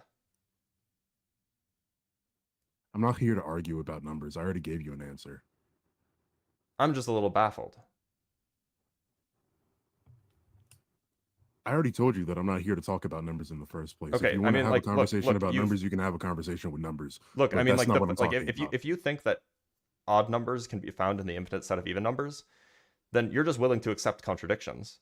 Which means, like, if you're willing to accept contradictions, then sure, under that view, then sure, anything can be true. In fact, the principle of explosion says that once you accept a contradiction, literally anything can be true, which means not anything could be true. Sorry, everything is true, which means that it's both true that God exists and Do you it's believe also in true that God paradoxes? doesn't exist. Paradoxes and contradictions, depending on how you define them, are not the same thing. But look, I'm not saying they are. Okay, I don't know what you mean by paradox then. I'm asking, do you know what paradoxes are? If by paradox you mean something that is apparently contradictory but isn't, then yes, I know what that is. If by paradox you mean something that is genuinely contradictory, then I also know what that is, and I think that the former exists and the latter don't. Okay, so in the understanding of paradoxes, why would a paradox not go against your logic? So which version of paradox? I gave two different definitions. A paradox which is something that does not have an alignment of your logical understanding. Yeah, I don't think that things that are contradictions exist. I don't think that genuine contradictions exist. So you're saying out of the infinite expanse of everything, and I in some sense believe that you have some scientific understanding of what infinity is. Mm-hmm. How in infinity is not everything possible? Because infinity doesn't, like, the two things are not related. Whether or not a system is infinite has nothing to do with whether or not everything is possible. They're completely unrelated notions. We're Like, talking about infinity. Can you prove that given an infinite system that everything is possible in that infinite system? Can you demonstrate why We have a that's true? logical argument for that already. We're Okay, talking give it to about me. a Give it million to me. monkeys. We're talking about an infinite number of monkeys eventually writing Shakespeare. I What's mean, the argument? that's not something outside of the scope of understanding. What's the argument? The argument is that with the infinite expanse of everything, with everything being possible, the possibility of a God existing is more likely than a God not That's existing. just the claim again. What's the argument? That is the argument. No, an argument is a justification that supports a claim. We're talking about infinity here. What are you trying to get at? I'm asking what's the justification for believing that in an infinite universe everything is possible? I'm asking for the justification of that claim. Infinity? Saying a word is not a justification. A justification takes the form of XYZ because ABC. Go ahead. Are we being serious right now? Very serious. Serious as a heart attack. Okay, so if we're understanding what infinity is, if we're understanding what infinity is, how are we taking away the entire identity of infinity when I give you the explanation of infinity? Well, A, you didn't give an explanation of infinity, and B, again, just giving a definition of a word doesn't give an argument. It doesn't give a justification. You genuinely believe that me saying that infinity is an answer to everything, you don't think that's a justification? It's just a claim. And no. Also, and we could take this a different direction. What's the justification that the universe is infinite? In the same argument that you don't believe that a God exists. Sorry, how does that respond to the question I just asked? If you understand what I said, it should be pretty clear. I didn't understand what you said. I don't think you did either. We're talking about infinity here. I know. How do you know the universe is infinite? We don't. Just like we Okay, don't so know then what why God should I- exists. Wait, so hold on. Your justification for why God exists is because the universe is infinite. But if you don't have a justification for the universe being infinite, why should I believe your justification even holds? Because we have a prime example of infinity existing already. Where? Your understanding of numbers, the prime example that you brought up of numbers. I don't think the numbers We're talking about have numbers being infinite. ontological. I don't think the numbers have ontological status. So then what's your argument then? Genuinely, because Well, if you that- don't understand so- what so- infinity means, Oh, I Then you're do. then you're I do going under- against I the don't think entire that you notion do. of infinity, I don't regardless think of that you what I understand say. what infinity means. Can you give me a definition I of have a infinity? clear understanding of what infinity is. Okay, can you give me a We're talking definition? about something that is endless. So when you say infinity, you mean something that's endless. That's your definition. That should be pretty clear. That should Okay, be pretty clear we already. can work with that. So, okay, suppose that you have something that's endless. How does that therefore imply that every I believe you thing can is answer your possible? own question right there. Well, no, I actually think it's false. So because I think it's false, I'd like So you you to don't actually give a believe in justification. infinity is what I'm asking you. No, I'm not I don't saying think that's that what you I believe don't in, think but that what I'm asking infinites- is, do you believe in infinity or not? Are you asking whether or not I believe infinite systems can exist? Yes. I think it's possible. Yeah. Okay, so then in your understanding of what infinity is, from Mhm. your understanding, not from my explanation or whatever you think my explanation is, with the understanding of infinity, with the possibility of everything, how can something not happen? Well, I don't think that with my understanding of infinity, I don't think that that means that everything is possible. You don't think everything is possible? Okay. No. And so our understanding of the universe, whether or not it's infinity or not, let's say the oneness of everything. Let's say everything is comprised of something. That was a big If pivot. everything is comprised of something, Are we moving away from the infinite? no, Infinite implies everything is I'm getting to possibility a thing? point. I'm getting Okay. to a point. If everything is comprised of something, and that Mhm. something is all in a oneness, It's all What do in a we have oneness? I don't know. I don't know what that means. I don't know what it means for everything to be all it is in a all oneness. comprised within a singular point. I don't think that's true. I guess You and I are the in Big different Bang places. doesn't exist then. I don't think that the Big Bang implies a singularity. So where do you think the Big Bang came from then? I don't know. I don't make a claim about where it came from. So in your understanding of infinity and the universe, both in this argument, you've said that not only does infinity not exist within this universe, or you've used it as an argument against the infinity. No, I've asked you to universe. justify that the universe is indeed infinite. Not that I think How that am I there is. supposed to give you a justification of the universe being infinite when I have no capacity to give you infinite information? I mean, like, you could make some sort of formal argument that would justify it, like some sort of The deductive formal reasoning? argument You could for give some sort of infinity is empirical that evidence? it's forever infinite. That's for the concept. I'm asking whether or not that concept is realized.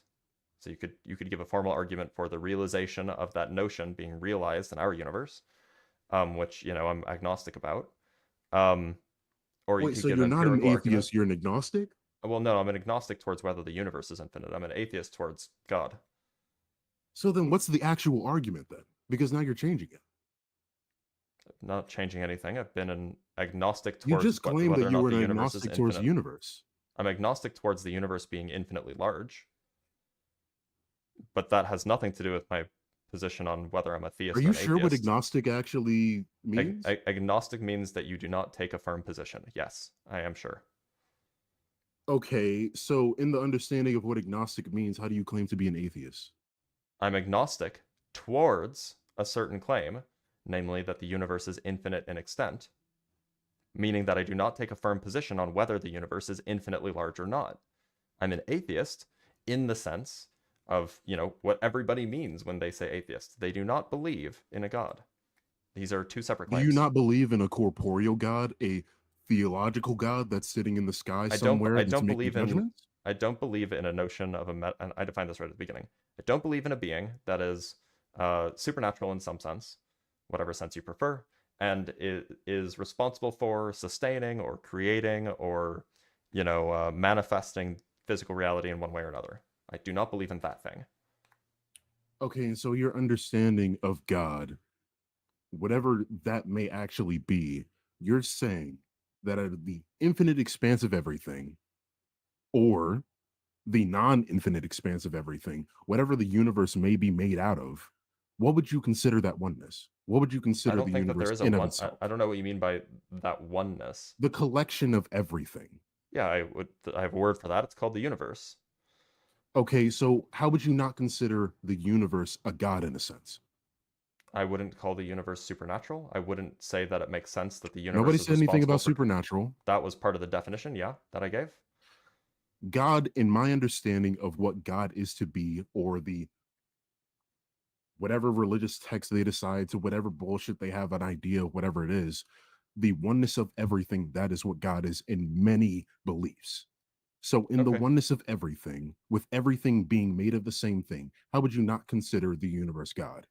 Well, if by God you just mean the universe, then I believe in that. But that's not what most people mean when they say God. If by God you mean this water bottle, then I believe in that too.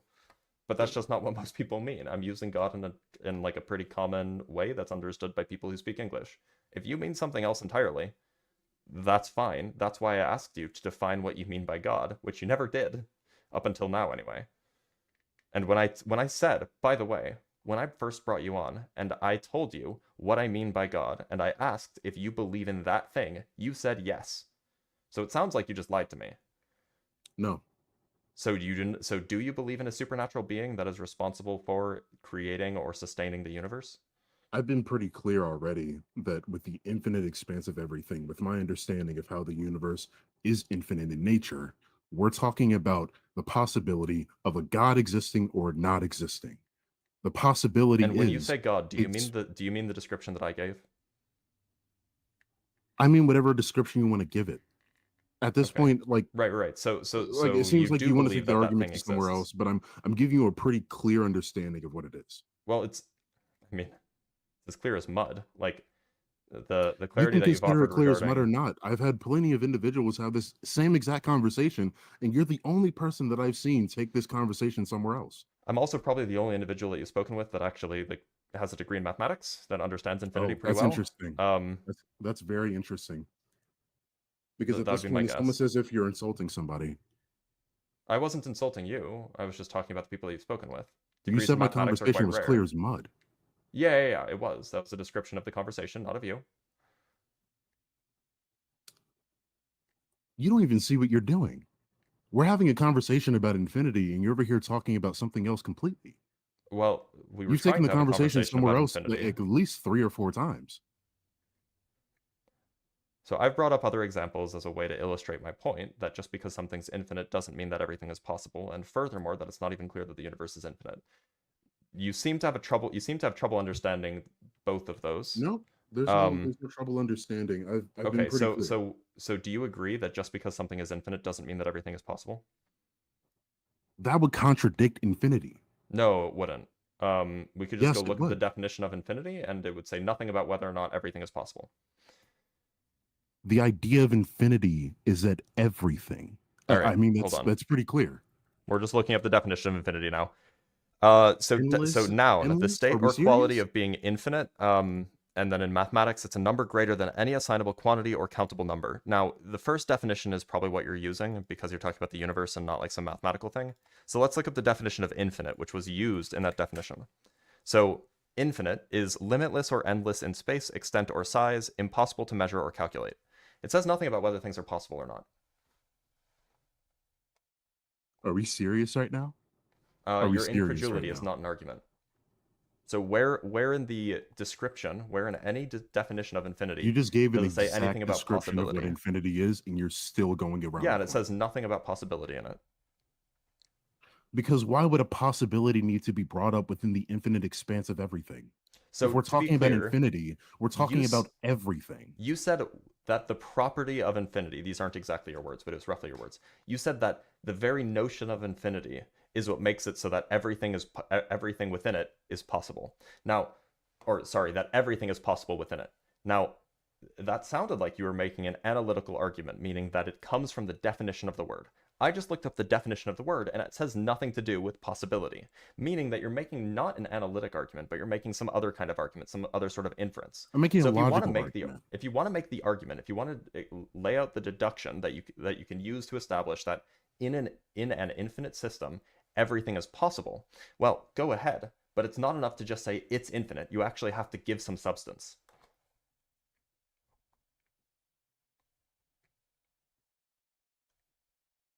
I think your understanding of infinity is greatly, greatly diminished Okay. by your lack of willingness to understand the scope of what infinity is. Okay. Yeah, so do you want to defend the claim that everything is possible in an infinite universe or not? I mean, this is a conversation about God. Yeah, I know, but it relies on this notion that everything is possible in an infinite universe, and I reject that. I don't think that's true. So if you want You to reject if you want to move everything being on, if you want to possible keep in going, an infinite possibility. yeah, I do. If you want to defend that claim, you can. Otherwise, we can just move on. I mean, I'm having the conversation with you right now. So defend the claim. In an infinitely large universe, or perhaps an infinitely old universe, whichever you prefer, maybe both, how do you then establish that anything is possible? It's infinite. That's just I'm repeating not the sure word. what That's just repeating exactly the word you're again. asking I want a me. justification. It's infinite. I want a justification. We're talking about if everything is possible. Let's just take this to the side for a moment. Mm-hmm. If everything is possible within this own idea of possibility, how are you telling me that in infinity something is not possible? If everything were possible, then everything would be possible. The question is, I don't think that everything is possible, whether the universe is infinite or not. And so your claim is that indeed everything is possible. I'm asking you to justify that. You're asking me to justify everything, basically. I'm asking you to justify how you know that everything is possible in an infinitely large universe.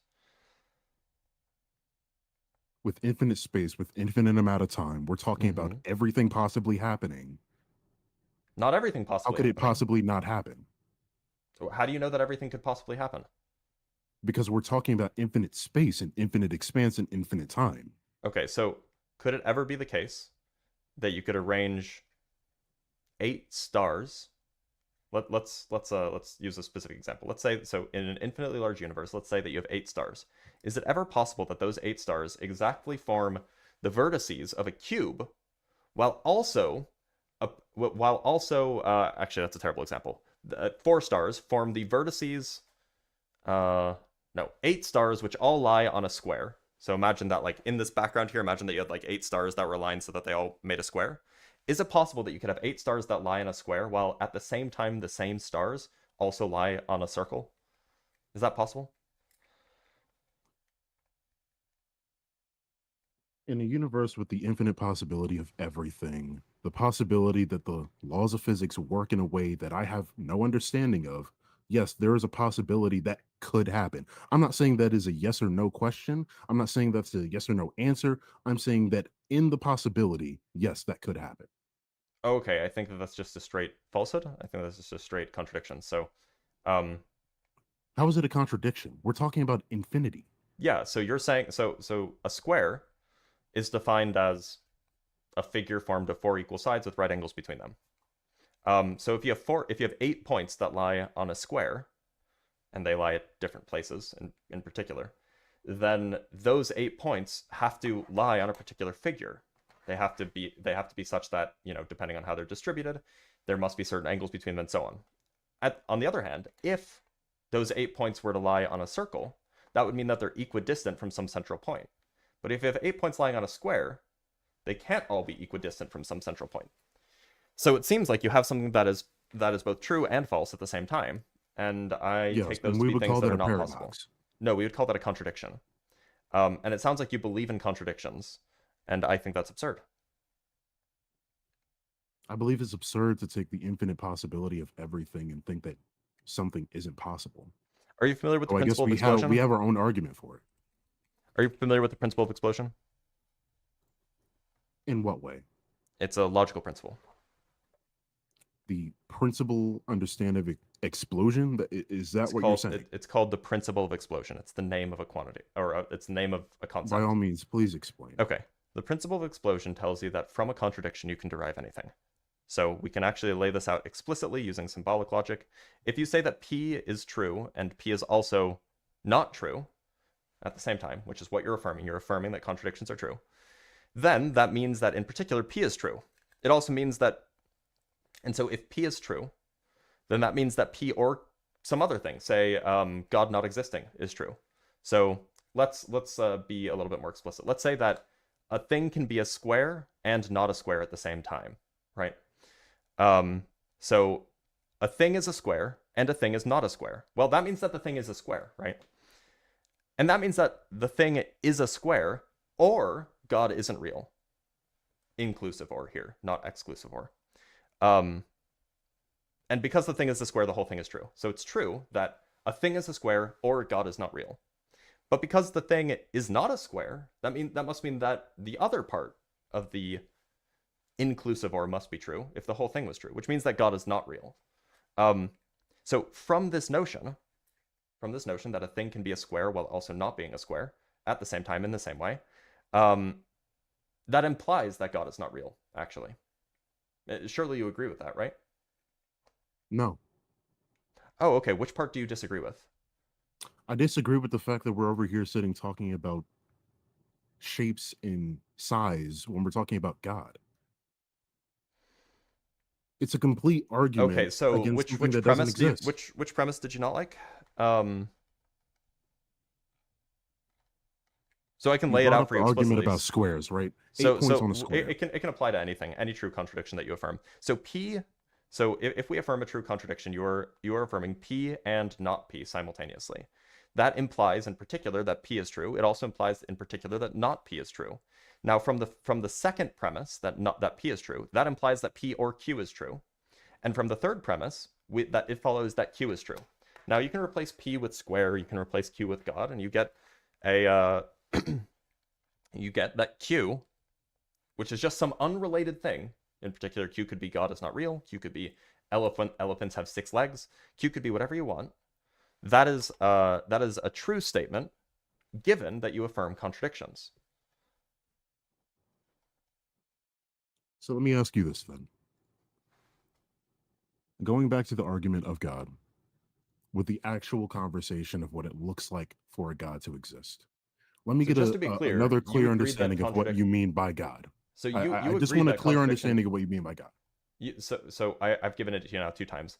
No, I know. I just want you to say again. It's a supernatural being responsible for creating or sustaining or manifesting the entirety of physical reality. Now, just to be clear, given that you affirm contradictions, I have deductively proven that God does not exist. Just so you know. No. You can't just say something and it be true. Well, I use deductive reasoning. So unless you reject one of the premises, then it does hold. It's a valid I reject the entire syllogism. premise that in the first place, your argument stems from something that I do not believe in, just as you do You not don't believe in in logic. the infinite expanse. Wait, so you don't believe in You logic? can't say that. You can't just say that just because your understanding of God stems from Wait, some so hold understanding on, of you don't what believe in logic logic? is from your world. Actually, no. You can't That's say a that. good point. You don't agree. You don't believe in logic because you affirm true contradictions. I never said that, and you can't put You words in my literally mouth. did. You literally did. You said that things can. I You did said not that say that I don't contradictions are believe in true. logic. Well, do you affirm true contradictions? I said in the beginning that in the infinite expanse of everything, the possibility of everything happening is more than likely than it is not. Does That that is include true that is contradictions? clear logic. Does that include true contradictions? Yes, it Okay, then you're does. rejecting the third law of classical logic, which is that there are no true I'm contradictions. saying that your understanding, there's no possible way that you'd be able to understand what infinity actually means. In the simplistic version of what infinity Okay. means, are human brains being able to being able to actually process the information in the first place? It seems like you're rejecting infinity No, on I the have a really good basis of notion of what infinity. infinity is. I have a really super good notion of what infinity is, actually. Yeah, I mean, you know, everybody can look up what infinity is. well, no, I mean, like, considering that it's part of my line of work, Are you right? familiar that there's multiple different infinities as well? Yeah, are you familiar with the continuum hypothesis? Yes, I am. Okay, what's the continuum hypothesis? Why would you have me explain it? Because I don't We believe both you. know what it is. I don't believe you. I don't believe you either. Okay, well, why not you tell me what the continuum hypothesis is, and I'll explain to you what a conformal Again, manifold that's is. not the conversation we're having. This is such a dodge. It's not. You've been It is. dodging my It question is. the entire time. It is a dodge. Look, so I'll give you You a can chance call to me a explain. dodger all you want, but we've been having this conversation pretty clearly. I'll give you two choices here, right? You can either A, explain to me what the continuum hypothesis is, or B, admit that you were lying and you don't actually know what it is.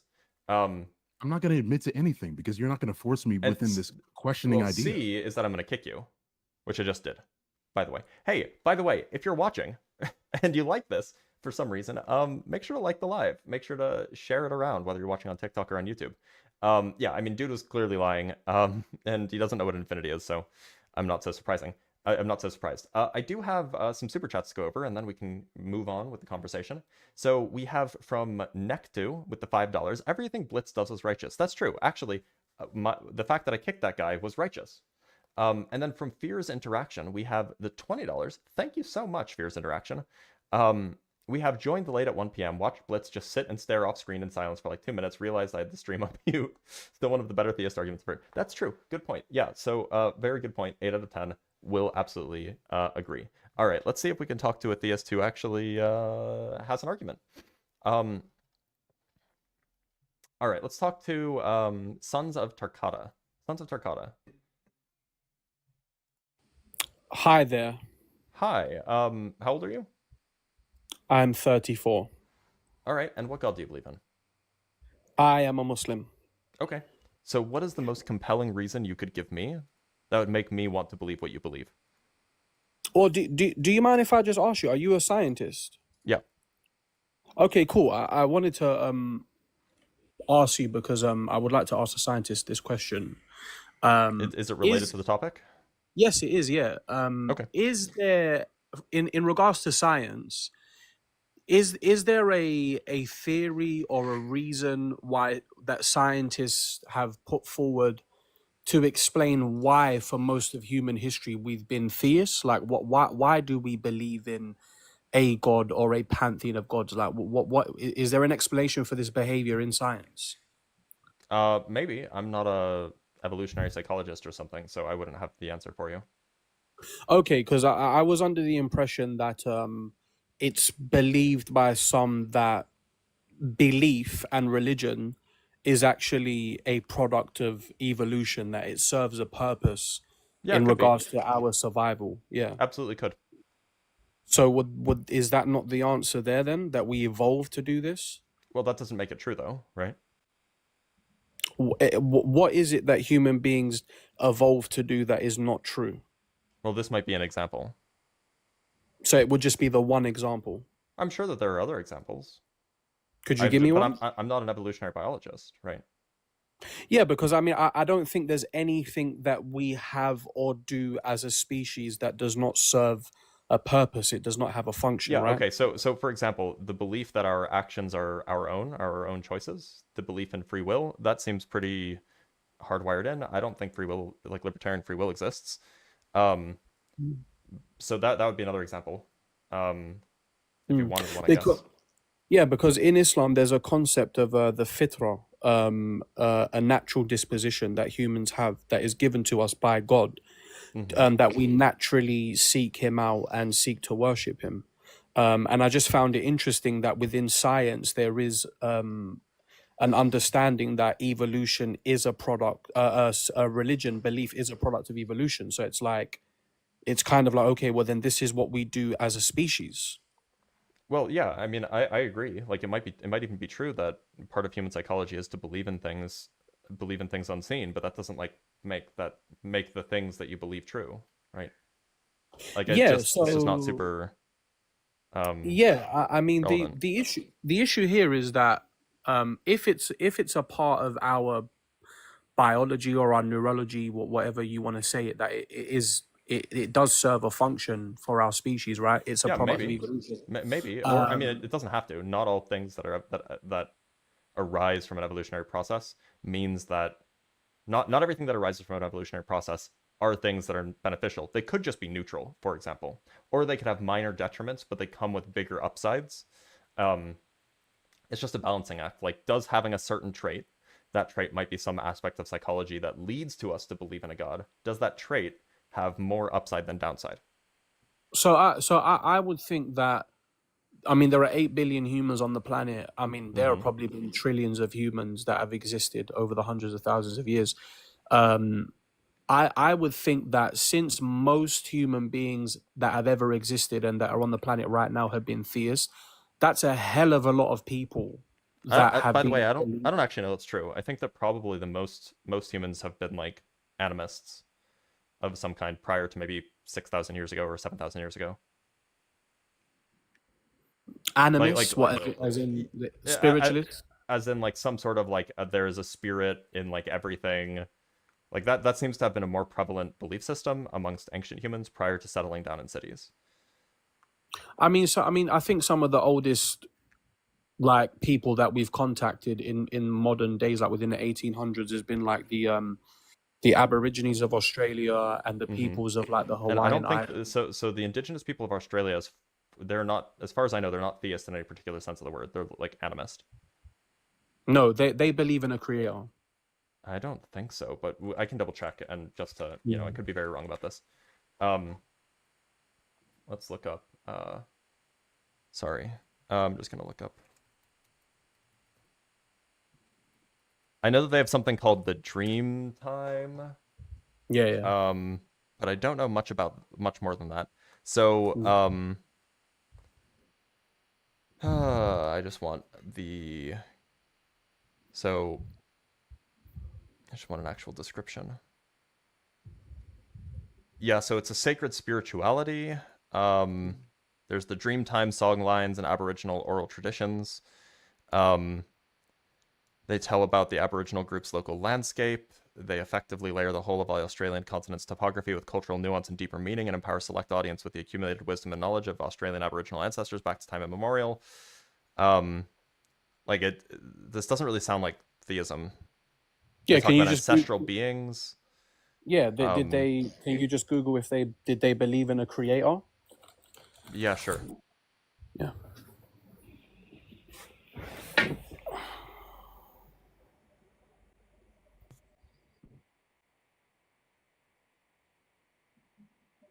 So I guess we could use the Aboriginal or the AI overview, but we probably shouldn't.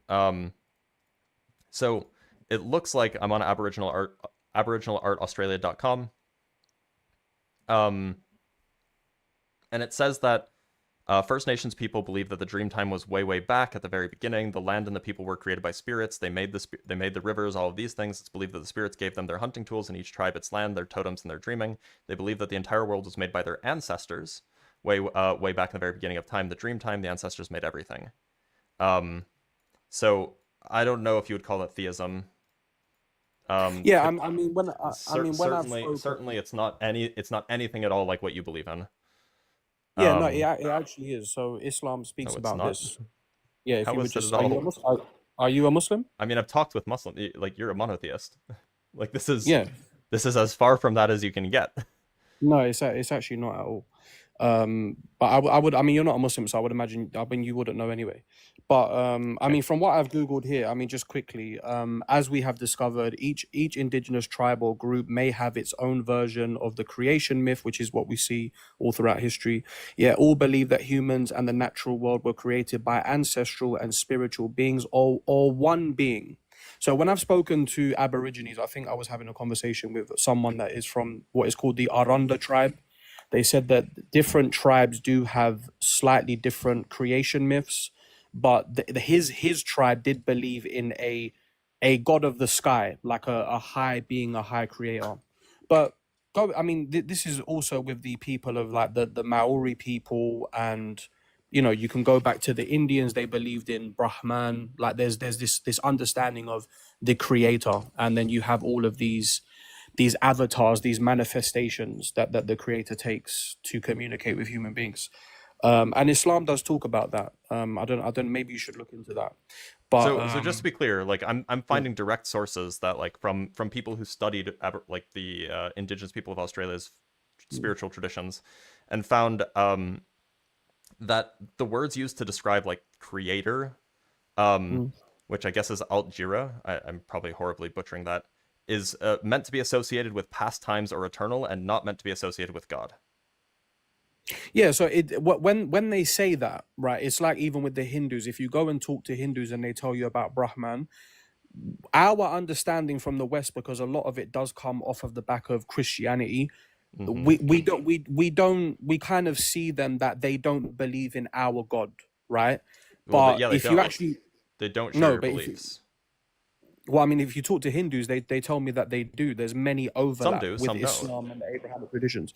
Yeah. So again, it's just look. This is we're kind of going off topic, but if you don't want to accept it, it's fine. It's up to you. But what I'm saying is that in regards to just human beings, in regards to what we've evolved, that belief and religion could indeed be a product of evolution, and we Hmm. see this prevalent throughout human history. Um, do you then think that atheism is perhaps kind of like, would you consider it like a disorder of some sort? Like, why is it that No. you don't believe when most human beings do? I mean, look, a lot of thank you for the galaxy. I don't know who just sent that, but somebody did. Mcore or Mecor. Um, but I mean, like, look, we there are a lot of things that we believe now that humans didn't evolve to believe. Um, like sorry, Plop sent the galaxy. Thank you, Plop. I appreciate you. So, for example, humans evolved to believe that like stinky things are bad for you, right?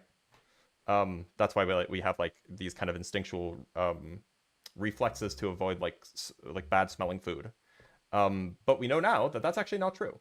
Things with like covered in bacteria and things that are, riddled with viruses and parasites are bad for you. But not all stinky things are bad for you, and not all things that are covered in parasites, bacteria, and viruses are stinky. So like that's just because we learned more about the world. And I think that coming to the conclusion that some sort of theistic creator being doesn't exist, I think that that's another thing that we've learned about the world as we've expanded our horizons of how the world functions.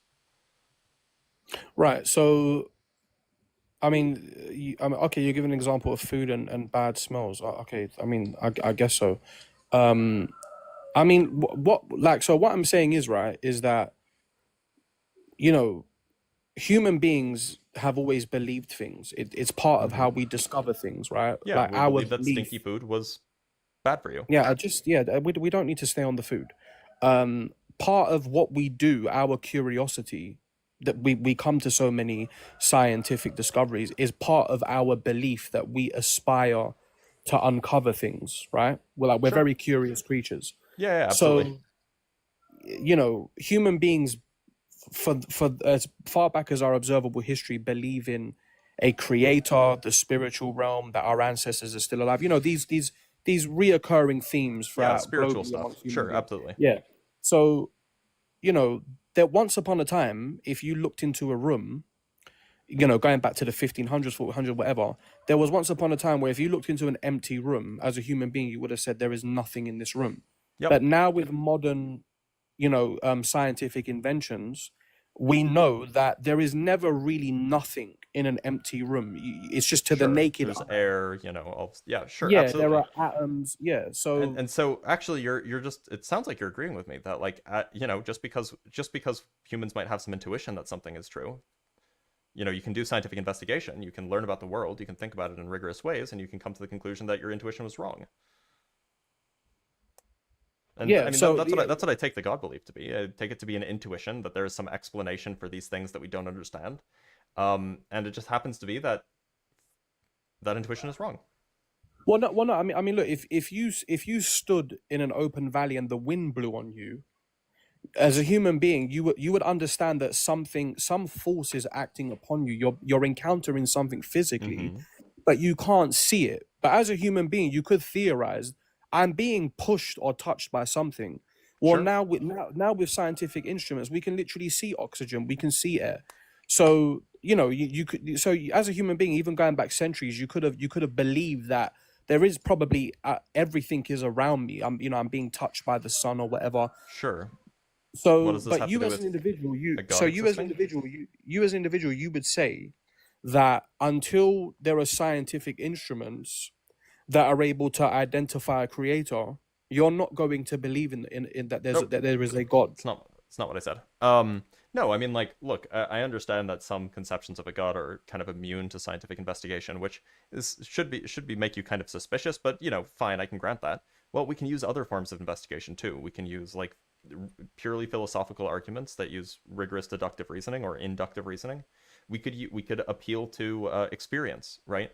The unfortunate downside of experience is that they tend to only be convincing to the people who have the experience. So, like, I mean, it's the empirical investigation is just one of the very effective ways to figure out what's true about the world around us, but it's not the only way. Right. So, I mean, look. Science is great, bro. I'm not against science. Like, I'm talking to you over an iPhone. This is incredible. Hold on. Yeah. I gotta ask. Do you think Mhm. that the moon was split in two? I don't know. I've heard about that. I need to look into it. But when I read it in Okay, the you should look Quran, into it. yeah, it speaks about Judgment Day. When I've looked into Yeah, the yeah. Quran, Well, I it don't know speaks where about it comes Muhammad from. splitting the Yeah, moon in go on. two, in order to convince non-believers, but they were still unconvinced. Yeah, I need to look into the hadith. And Yeah. the hadiths say that that's what it's describing. And so if you think that the moon was split in two, then you have a real big problem with also being like, yeah, science is cool, because you run into a lot of issues. So But what? that's neither Okay. here nor So there. for argument's If you sake, haven't read into it, that's fine. yeah. I mean, okay, yeah, cool. I'll look into it. I've read the verse in the Quran, but it's speaking Mhm. about Judgment Day. I need to look into the hadith on that. But I kind of forgot I've kind of come off my train of thought. You said that you really like science. I had Yeah. just mentioned how there are multiple ways of investigation. Yeah, science is fantastic, right? And I mean, science was originally done by theists, and Yep. every human does science, to a degree. So what I'm saying is that when you look at these three reoccurring questions, right? Where did we come from? Why are we here? And where are we going when we die? This has like been the basic questions that have plagued humanity for going back as far as we know, right? How would science answer these questions? Well, science can answer where we come from. Like that's what evolution does. Evolution answers that question. Now, if you want to ask, okay, well, where did the first life come from? Well, then we have to go deeper. But the question of where people came from, we now know the answer to that, right? Like we have evolutionary biology. The question of why we're here, well, you could say, like, depending on what your view is, you could take the position that that's an ill-formed question, because you could take the view that there is no purpose, in which case there is no answer to why, because there isn't a why. And then as to what happens after death, well, I mean, it depends on what you want to say about it.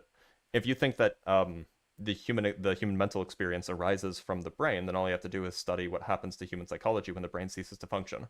And you say, oh, well, we just disappear. But if you think that the mind is not arising from the brain, well, that's a separate question, and then we don't have an answer to that. I don't think, but that said, I don't think that providing an answer makes the answer that you provide correct. So if we can just touch on the first two, the way that you just answered the first two questions, right? You just one human being to another, right? Let's just imagine we were two men on an island 1,000 years ago, and I asked you that question. You said that you don't think those answers would be ridiculous. They might seem that way, but that doesn't make it actually ridiculous, right? I mean, it would sound ridiculous. Okay. I mean, like, the way things sound doesn't. I mean, look, like, if you tell me that there's like little, if you tell me that there's like little creatures that crawl around on my skin and make me sick, that would sound ridiculous too. But it's true, and they're called bacteria. Yeah, but you telling me that we were like, I don't know, once a rat, like what? Yeah. What am Okay. I? Wait, hold on. Just to be clear, are you saying? Do you think that I took it? I don't know why I can't talk. You said that you think that science is cool, so I took that to mean that you generally accept like modern scientific consensus. Do you accept evolution or no? I don't believe in common descent. No. Okay, so when you said that you thought science is cool, you were Mm-hmm. saying you like geology. No, actually, well, maybe you don't like geology. You were saying that you like um electronics. TVs. I Okay. like TVs. You Yeah. don't like science. You like engineering. Yeah, I like games and TVs and Okay. Yeah. Okay. coffee and yeah, cars. So you like BB, engineering. You don't like science. BBLs are great. Yeah, I like all this stuff. Yeah. Okay. Yeah, so you could say that it sounds ridiculous, and that would be a reasonable thing to say if we didn't have all this evidence that we had, but we do have all this evidence that we have. So But I need to be I need to be well read within science and kind of be a part of the scientific community to understand that. Like you agree that most human beings on the planet would not be able to read a standard science textbook. Like I it actually would be think that gibberish. standard evolutionary biology, like kind of like the core tenet, is super easy to understand, so much so that like a 9-year-old can understand it. Okay, just explain it to Like, me it's very super briefly. easy that changes occur generation over generation due to mutations. We know like this is a well documented thing. And when those changes are beneficial, those changes stick around. When they're not beneficial, well, they hurt the thing that has them, and so they die. And so they don't stick around. And so over time, accumulated beneficial mutations mutations accumulate, and you end up with significant changes to the thing that had the mutations. That's all it is. That's all evolutionary biology. That's like the core thesis of evolutionary biology. Um, And and yeah, I've it's never seen it. you've never seen evolutionary biology, or you've never seen that thesis. No, I've never seen that happen. Like as a human being, the world is pretty much Have the you ever world. looked at Today. DNA? You've never seen mutations happen? Like, which part do you think is not true? The mutation Okay, so part, the what? beneficial part, the selection part, the accumulation part? Which part? Okay, give me okay, so for example, right? I live in England. I'm an Arab, but I'm born and Mm-hmm. raised in England. There have been BLK men and women that have lived in Europe for centuries, generations for centuries in Europe. I've never seen a BLK man turn white. That's not the stipulation of evolution. Evolution, like the central tenet or the central thesis of evolution, doesn't say that individuals change during their lifetime. No, I'm talking centuries. Like there are families that are BLK that can trace their ancestry in Europe for centuries, and they're BLK. They're BLK now as they were BLK. Like there are Yeah, African Americans centuries means like maybe 20 generations, maybe.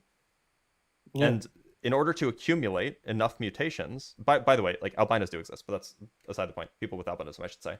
But that's beside the point. The amount of mutations necessary in order to accumulate significant changes for outward changes to occur is like more than 20 generations, right? So how long would it take? More than 100, more than 400 years, more than 500 years? It depends on the quality. It depends on the thing that's doing the changing. So things with shorter lifespans tend to evolve more quickly. Things with long lifespans tend to evolve more slowly. And it depends on what kind of change we're talking about. But yeah, generally speaking, human evolutionary property or human evolution takes place over tens of thousands to hundreds of thousands of years, rather than on the scale of hundreds of years. So I can never see this thing happen. You can see it happen in other species, absolutely. It's just What humans what are are too the- long lived, so it's hard to see it in humans. But we could, what are the- fortunately, we could look at fossils if you really wanted to see human change over time. No, I don't accept looking at bones. I want to see it happen. So you want to see a human? You want to see a human over because you're going to live 3 generations max, right? Mm-hmm.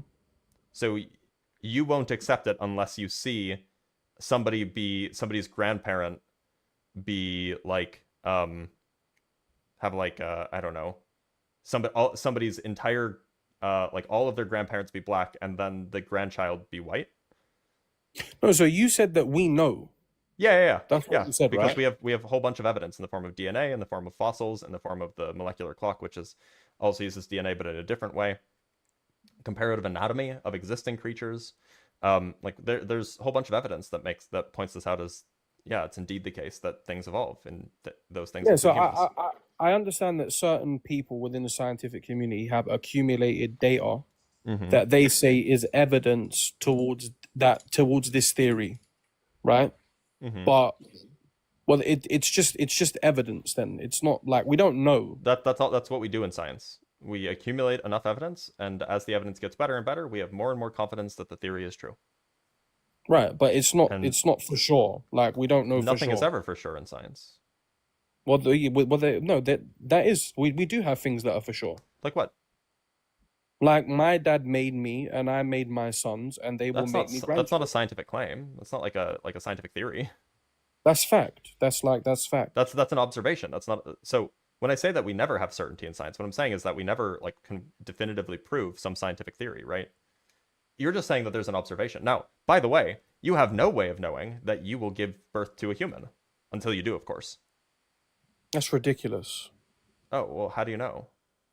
Because I'm a human being. Like I don't want to be. Have you seen? Wait, to be clear, have you seen yourself give birth to a human? I saw my wife give birth to my sons. I was in the room. Okay, sorry. Let me back up. Prior to you having children, because from what you had said, it sounded like you didn't have children, but maybe I misheard. Prior to you having children, did you know that your wife would give birth to a human? Yeah. How did you know? You had never seen it. Because that's what humans do. We give birth to other humans. How do you know? Maybe that's just what humans did in the past, but maybe they don't do that now. So this is interesting, Blitz, right? Mm-hmm. Because I understand what you're saying. I get it as a thought experiment. Like, haha, like, isn't this a funny thing to say? But surely you understand how ridiculous that sounds to most people. Yeah. So the point is that I agree that we have like astounding levels of evidence that humans give birth to other humans, right? Like every single human that we've ever encountered has given birth to a human. Absolutely astounding levels of evidence. So maybe you're sure with 99.99 with like 100 nines confidence, but it's not 100%. 100, right? 100 to me, 100. Like, yeah. Well, no, I mean, like you could just be a brain in a vat. You don't know that you have a wife at all. Right, like we don't claim absolute certainty, but we can get a high degree of certainty. But absolute certainty is just kind of a little bit out there. But this is what I'm saying, Blitz, right? And I respect you, brother. I really do. But even what you just said there, for all you know, you could be a brain in a vat. It could be the Matrix movie. I could be plugged into the Matrix. It's possible, right? That's ludicrous. Incredulity is not an argument. Like if you, this is what I'm saying, Blitz. Like when I speak to someone that thinks like this, I've met one guy that thinks like this in my entire life. To be clear, this notion that we don't have absolute certainty is like basically accepted in the philosophical community. Like this is just true. In fact, this is one of the things that you can have certainty in that we don't have certainty in empirical claims, right? Like this is just like it's obviously the case because it's logically possible, even metaphysically possible, that there could be an alternative that explains the data that you've seen but doesn't lead to the same outcome. So this is just the case. Yeah. But the point is the only reason I bring this up is because like obviously we don't rely on absolute certainty to come to our beliefs. You know, like you don't. Most human beings. You don't either. You don't either. No, because when you get so do you drive? Yes, I do. Yes. Okay. Is there a possibility that you'll get into a car wreck that'll kill you when you drive? Sure. Okay. So then, so are you certain that you will be okay when you get into a car? No. Right, but you still get into a car because you're pretty confident that you'll be okay. Yeah, but So you're I'm making a decision also based off of not 100% certainty. yeah, but I'm also 100% sure that when my wife gives birth, it's not going to be a Roblox character. I mean, that's like cool, but I'd love to see your epistemology that actually gets you to 100% certainty. Oh, Blitz, this is strange. Like, for example, Blitz, right? Like, for most of human history, our ancestors were nomadic hunter-gatherers, right? Yep. And if I hunted an animal, I know, Mhm. bro, I've seen my father, my grandfather, I've done this a number of times. You'd be the guy that would be like, SF man, one day you can't be sure if you don't go to skin that animal and you don't open it up and there's not Lego inside. I would Look, look at you so like, so I wouldn't be what? that guy. My point is I don't form beliefs based off of 100% certainty. I don't think anybody does. And if they do think they have 100% certainty, their epistemology is just bad. Um, or perhaps their meta epistemology is bad.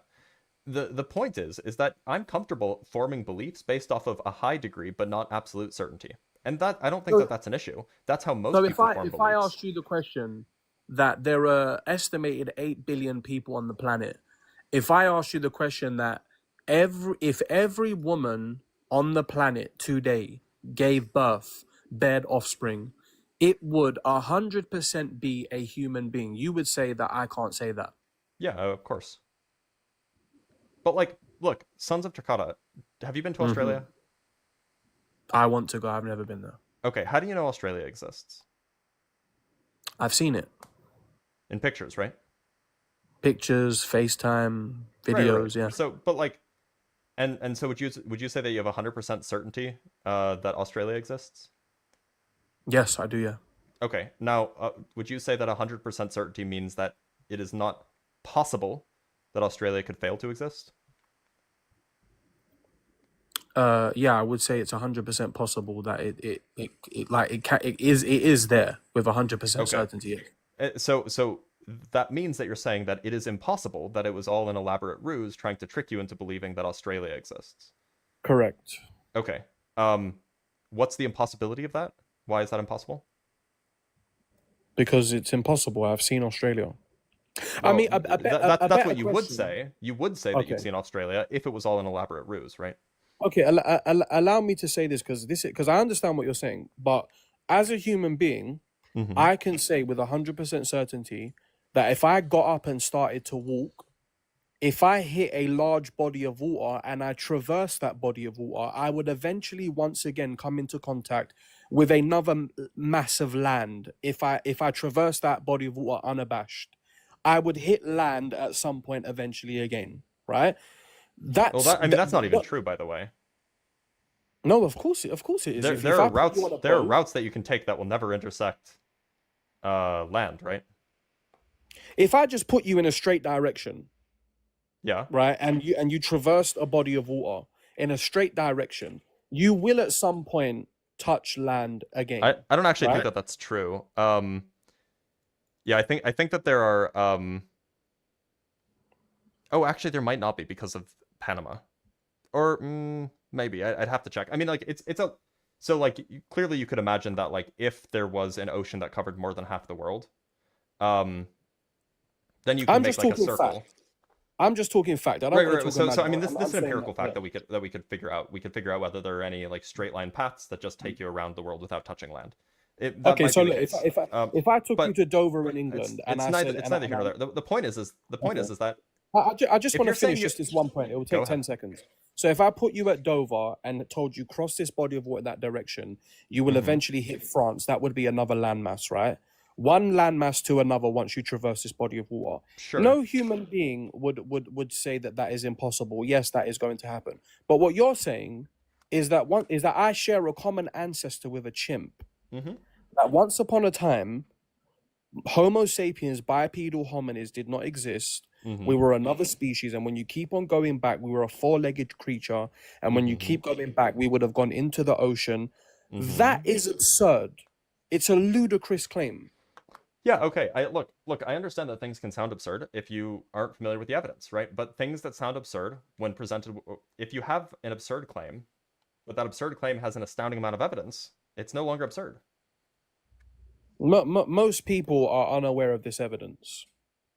Well, yeah, most people are unaware of like any evidence, but that's because it's just good epistemology to have, to just kind of like believe what scientists tell you. Like most of the time, you'll be more likely to be right than wrong if you just believe what scientists tell you. Yeah, but I mean, because culturally, being brought up in the West, most people do just believe the scientific community, And even you should though, like you're more likely to be correct if you do that. I mean, most people couldn't even name you one scientist, which is That's fine. strange. That's fine. That's what Um, schools are for. Schools are for kind of, at least part of what schools are for is disseminating the knowledge that's been accumulated through the scientific process to the masses, right? You don't have to know the yeah, names of any so scientists to be able to learn that information.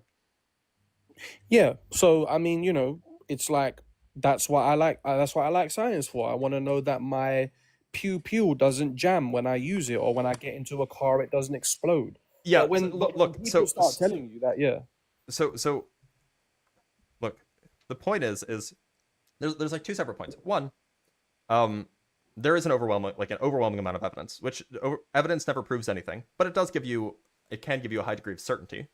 Um, and then you're saying that, so would you grant that there is an overwhelming, a large amount of evidence that common descent is true? Do you think that no, that's no, okay? So then you don't even agree. Then the discussion of whether certainty is required is not even relevant because you don't even think the evidence exists. no. You're viewing observable data, right? So when you look Yep. at genes, Actually, I'm talking to you're biologists or paleontologists who do. I'm not. I'm not one of okay. those people. So when they look at DNA Hmm. and they see that we share DNA with like bananas and Hmm. chimps and all of these things, Yep. they're viewing that data, that observable data, through the lens of evolution in regards to what they believe about common descent. It doesn't necessarily mean that though. So, son. Are you familiar with like how paternity tests work? Yeah, yeah, yeah. Yeah. So like you take the DNA of the supposed father, you take the DNA of the supposed child, and then you compare Hmm. them. And if they Hmm. match, then you say that the father is the father and the son is the son, or the daughter is the daughter, whatever. Presumably, you agree that similar things could be done for cousins, right? So if you and I Hmm. happen to share a grandparent or two grandparents, let's say, maybe we have maybe both of our fathers have the same parents. Um, Hmm. then they could look at our DNA and establish that we have a common descent, right? Right. Yeah. Yeah. Okay, so you agree that comparing DNA can be used to establish common descent. All biologists are doing is they're just taking that and saying, huh, well, if that's true, why don't we just compare DNA with other things? And then we can establish common descent. Right. And you don't think there's anything wrong with that way of thinking? You just agreed that it works. No, You just no. don't like it. You just don't like it being applied to animals and humans. No. So you're looking at DNA, right? But I mean, I don't even know about DNA. I don't know what it looks like. Like, where do biologists even look when they're trying They, to say who is so my you parent? sequence the DNA.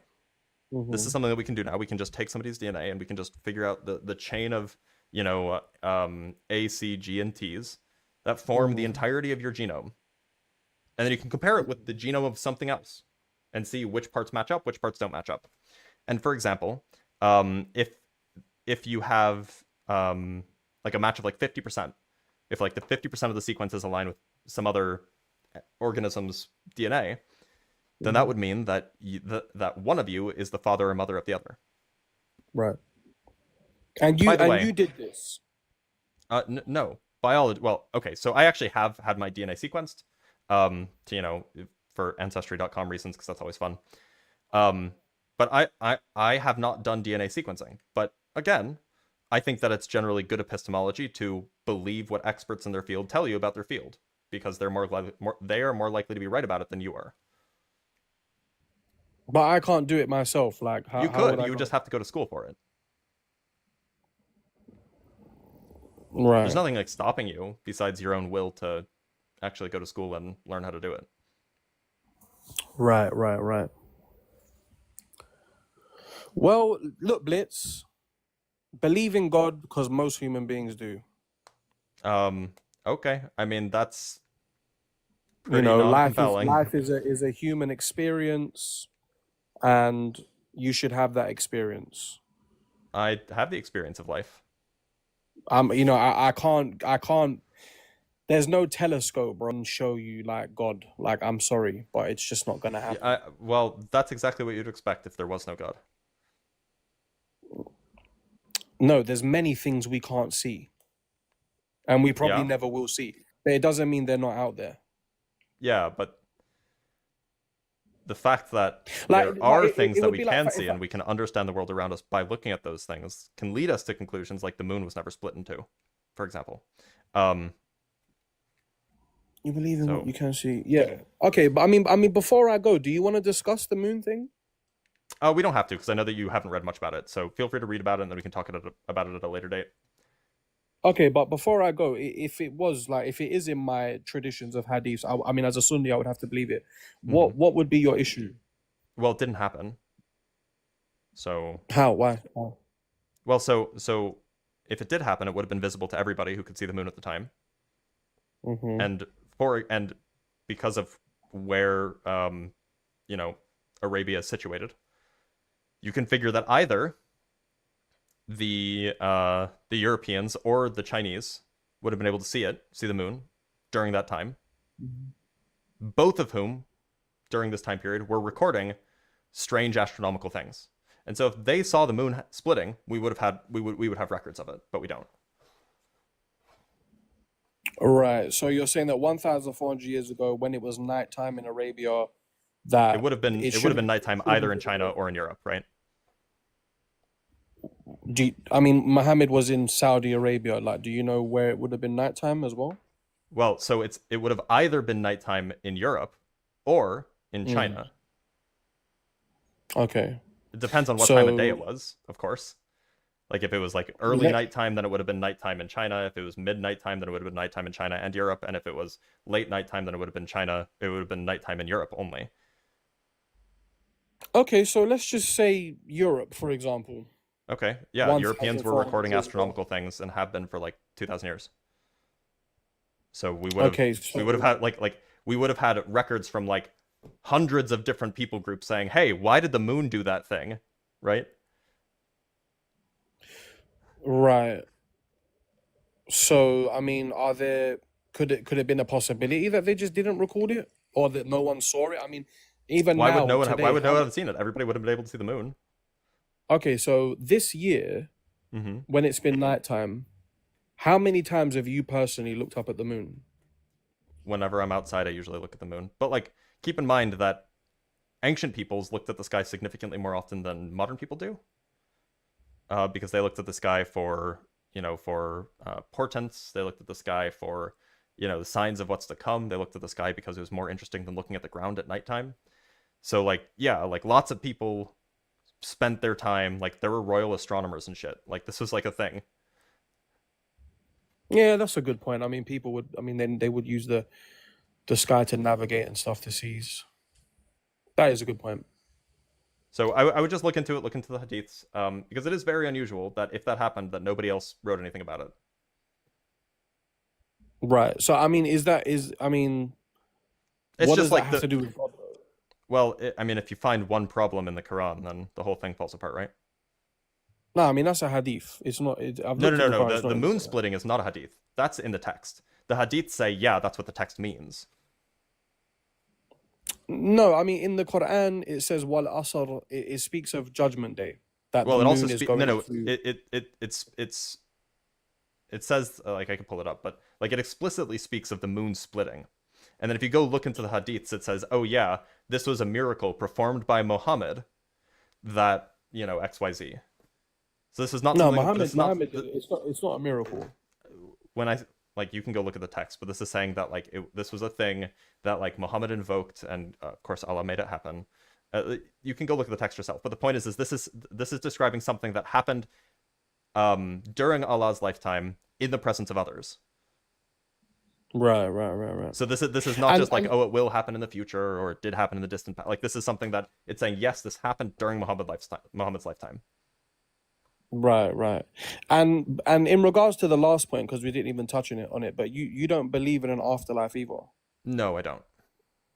But like, you know, if that's wrong, like, okay. I just don't see a good reason to believe in it, that's all. Even though with the unbelievable amount of life that you observe as a human being on this planet, you just think when you die, life ends. There's no Well, my more life life. does. There would be other people would still have life, but my life would be over. I mean, like, look, as far as I'm concerned, like my life is very intimately tied to my brain. So if my brain stops functioning, I don't have any reason to think that like I would keep existing. So you just think nothing, like there's just nothing. Yeah, same thing as it was like before I was born. Right. Okay, cool. All right, I appreciate the conversation. Yeah, likewise. Thanks for being here, bud. Take Thank care. you. Bye. All right. Remember, y'all, to like the live and to follow if you are watching on TikTok or on YouTube. Subscribe if you're watching on YouTube. Follow if you're watching on TikTok. Like the live. It's a cool way to get me more people on here so we can have more interesting conversations. Let's talk to a guy from YouTube named Gospel Science. Gospel Science, how's it going? I'm well, and yourself? I'm doing all right. What God do you believe in? The Christian God.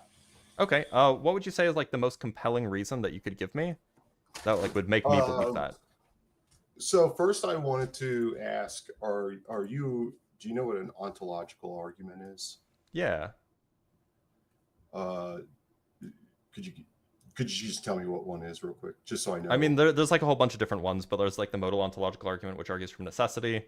I guess that there's Gödel's ontological argument, which is similar to the modal ontological argument. But which ontological argument do you think is most compelling? So the one I'm saying is I'll read it as a definition. An ontological argument is a philosophical, that's a hard word to say, argument for existence of God that relies on reason and logic rather than empirical evidence.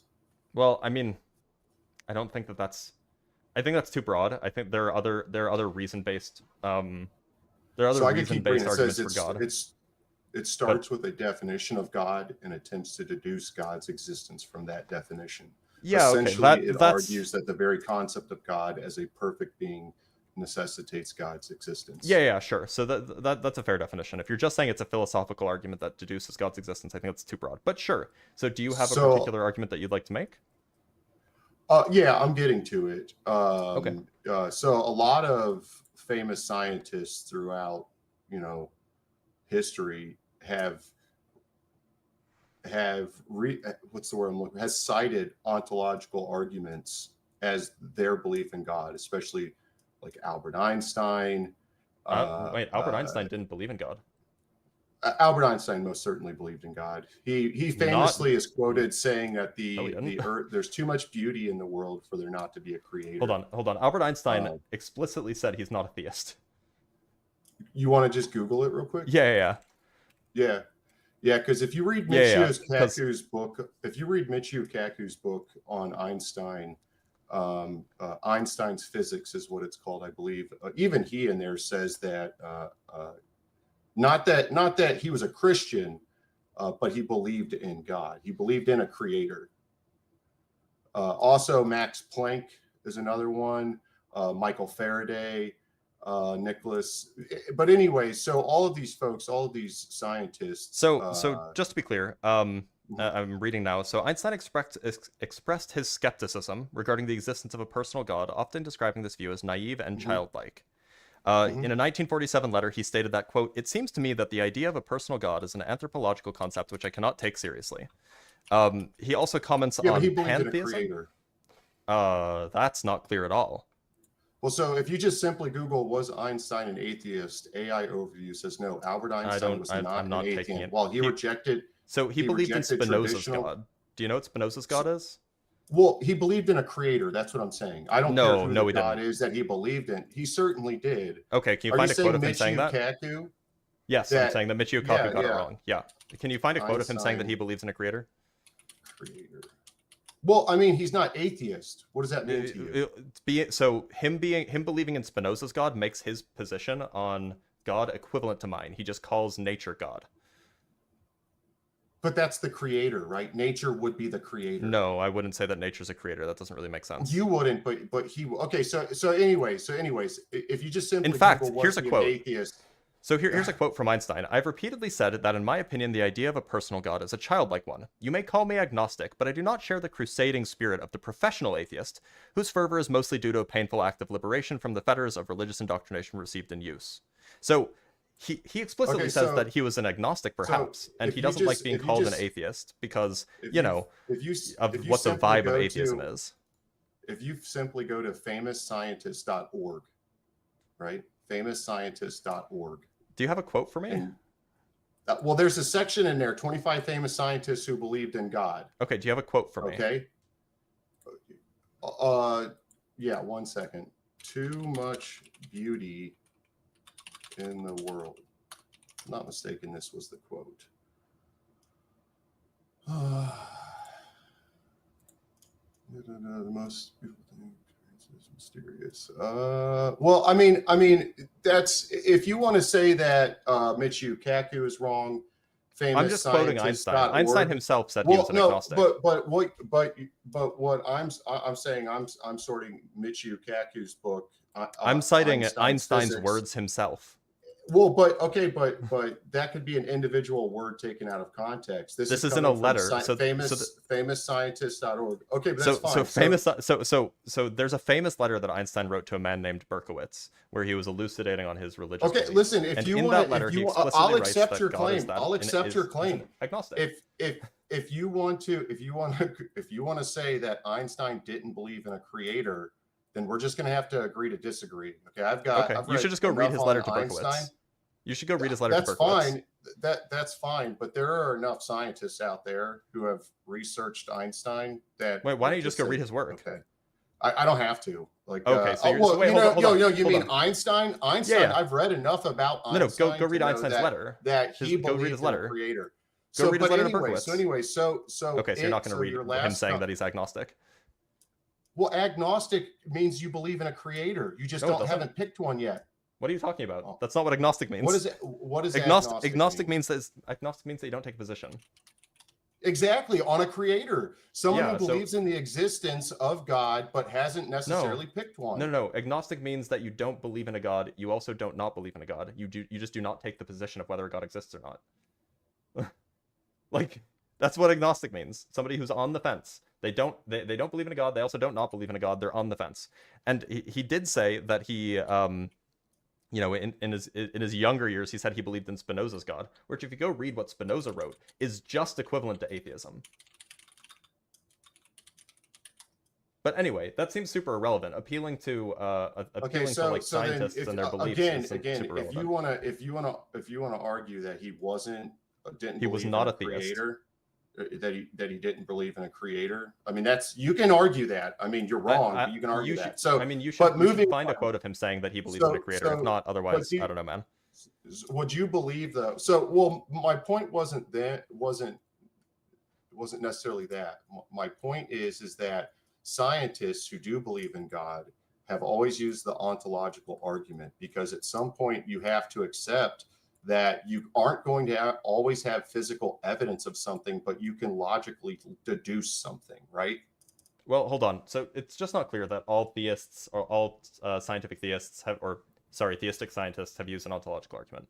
Ontological arguments haven't always existed, right? Well, scientists would have to rely on that, right? No, they could rely on personal experience. They could rely on... Well, no, because science is an observation. So you have to be able to see something, right? So being a theist and being a scientist doesn't mean that you have to use science in order to be a theist, right? There are scientists who are theists for reasons unrelated. A priori versus a posteriori thing.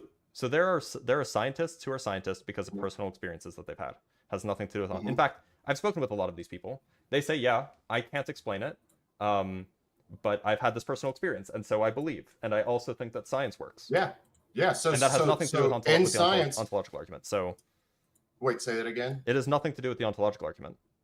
Yeah, the ontological argument is basically saying that you're never going to have physical evidence that God exists, but you can deduce via logic that God exists. That's because not God is bound by logic. So, I'm just giving you an example that this can't apply to all scientists who believe in God, because I've spoken with scientists. No. I'm not claiming all.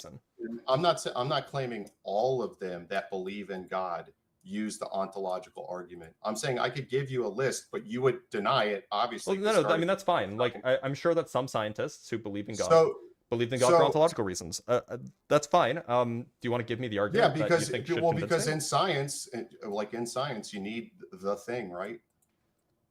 I don't know what that means. That was super vague. Science can't prove that rights are real because you can't physically not the touch purview it, of science. smell it. Science isn't there to prove things. That's not the purview of science. The purview of science is not like what political structures to enforce. Like I'm saying that in science, you would have to accept that sometimes things will not exist.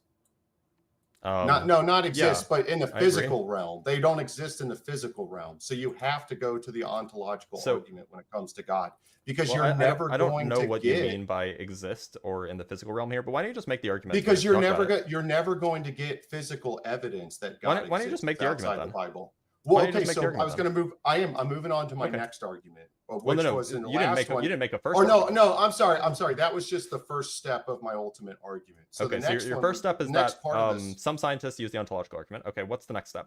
Right. So the next step would be that when you were speaking with the previous guest, which assalamu alaikum, my brother, I'm a Christian, but respect. You stated that the moon splitting. Because nobody witnessed it. That would be a miracle, though, if the moon did split. Yep. You would consider that a miracle. Yeah, of course. So have you ever heard of course? Yeah. So have you ever heard of the crucifixion darkness? I've heard of it. I don't know much about it. Have you actually heard of it, or are you just saying? No. I've like people have mentioned it to me, but I don't. Okay, so what's the crucifixion darkness? Wasn't there something about like the sky getting dark or something at his death or something like that, or maybe it was at his resurrection? Correct. I don't know. Correct. Many people. In fact, many people witnessed this. In fact, the whole world witnessed it, and it is recorded in Roman history to have occurred. Hold on. Just to be clear, are we pivoting away from an ontological argument? Well, my point with the ontological argument was to show that God could exist without physical evidence. Okay, but that's my claim. And I think you agree with me. I think you agree with me. Yeah, I suppose it's like logically possible, sure, depending on what you mean by God. So the crucifixion darkness was the argument. So hold on, before we get there, multiple people have to witness it. So before we get there, is it your claim that? So you're not actually interested in making an ontological argument? You were just referring to it? My claim is my beliefs are grounded in more reality than your beliefs. Wait, hold on. So you came in talking about the ontological argument. Correct. And it sounded like you wanted to give the ontological argument as your justification. But no. I just didn't want you to say about it. I just didn't want you to say because there was no physical evidence of God that I can't prove that. So you just came in assuming that I would have a position. So you just came in assuming I would have a position. Why don't you just No. Sure. So my argument is that my argument is that within the first page of the Bible, it'll sort of show that my reality is grounded more in or my beliefs are grounded more in reality than yours. And if I could, I'd like to just read quick Genesis 2:7. Genesis chapter 2, verse 7. Then the Lord God formed the man from the dust of the ground. Okay. So what would you agree that men are made? Now, remember the word Adam, the word carbon, that stuff didn't exist then. But from words that were available at that time, would you agree that man is made from the dust of the earth? No. So you don't think we're made out of the same atoms? We're not made out of the same atoms that everything else is made out of? No, I mean, there are things that are in the earth that are not in humans. Are you not stardust? Depends on what you mean. But that's not what the verse says. So yeah, it says we're made of the. So again, they didn't have a word at that time. They had a word for stars. For Adam. They had a word for stars. They could have said we are stardust. That would have been kind of shocking, right? Well, that would have been one way to describe it, sure. But don't you think that claim is shocking all in its own? Because it's also false. True. We are made. No, it's false. We are we are made of the dust of the earth. No, we're not. So if we're not made of atoms. So if dust is referred. Stop What is talking, an let me atom? respond. What Let me does respond. atom mean? Gospel, Sure. let me respond. So if we were made from the dust of the earth, you would expect the proportions of the atoms that make up the dust, dirt, to be the same proportions that make up humans, but the proportions are not the same at all. No, I wouldn't expect that. Okay, so then in what sense are we made of it if we don't have the same proportions of stuff? Well, atoms all do different things, right? Yeah. They're all different densities. Like everything's made up differently, right? But everything is made of atoms, right? Almost everything. Sure. Everything is made out of atoms. That's not true. What isn't made out of atoms? Electrons, neutrinos, protons, neutrons. Okay, well, what's smaller than that? What's more divisible than that? Well, quarks. Because you know what atom means, right? Indivisible. Yeah, it's the smallest unit of measurement. So when I'm you talking. say So atom, a neutron is Gospel. When you say atom, I assume you're referring to atom in the sense that you and I mean, or that English speakers mean when we say atom, namely an electrically neutral element that appears on the periodic table. A single instance of an electrically neutral element that appears in the periodic table. I assume that's what you mean by atom. Now, if you're talking to an ancient Greek and they say atomos, then maybe they might mean something else. But neither you nor I speak ancient Greek. Well, you know what atom means, though, right? And you do know, I know that what the Earth atomos is made means of in atom. ancient Greek. I think you're purposely sort of manipulating this a little. I'm using English in the standard way. You know for a fact that everything is made out of atoms, right? No, neutrinos. You know that for a fact. Neutrinos are not made out of atoms. Neither are electrons, protons, or neutrons. Okay, but the same thing that the Earth is made out of, the same atoms that the Earth is made out of, we're made out of, right? Well, we're made out of atoms, and the Earth is made out of atoms, but they're different. They're different proportions. So 2,000 years ago, when it was described as God created man from the dust of the earth, if I was going to describe it to a simple-minded person, wouldn't you think that's a good way to describe it? No, a better way to describe it. Of course you wouldn't. Of course you wouldn't. Give me a long drawn-out doctor explanation. No, I'm just going to give you. You could just literally add one word. You could say that the Lord God formed man from the dust of the stars. That'd be way better, and it'd be way more surprising.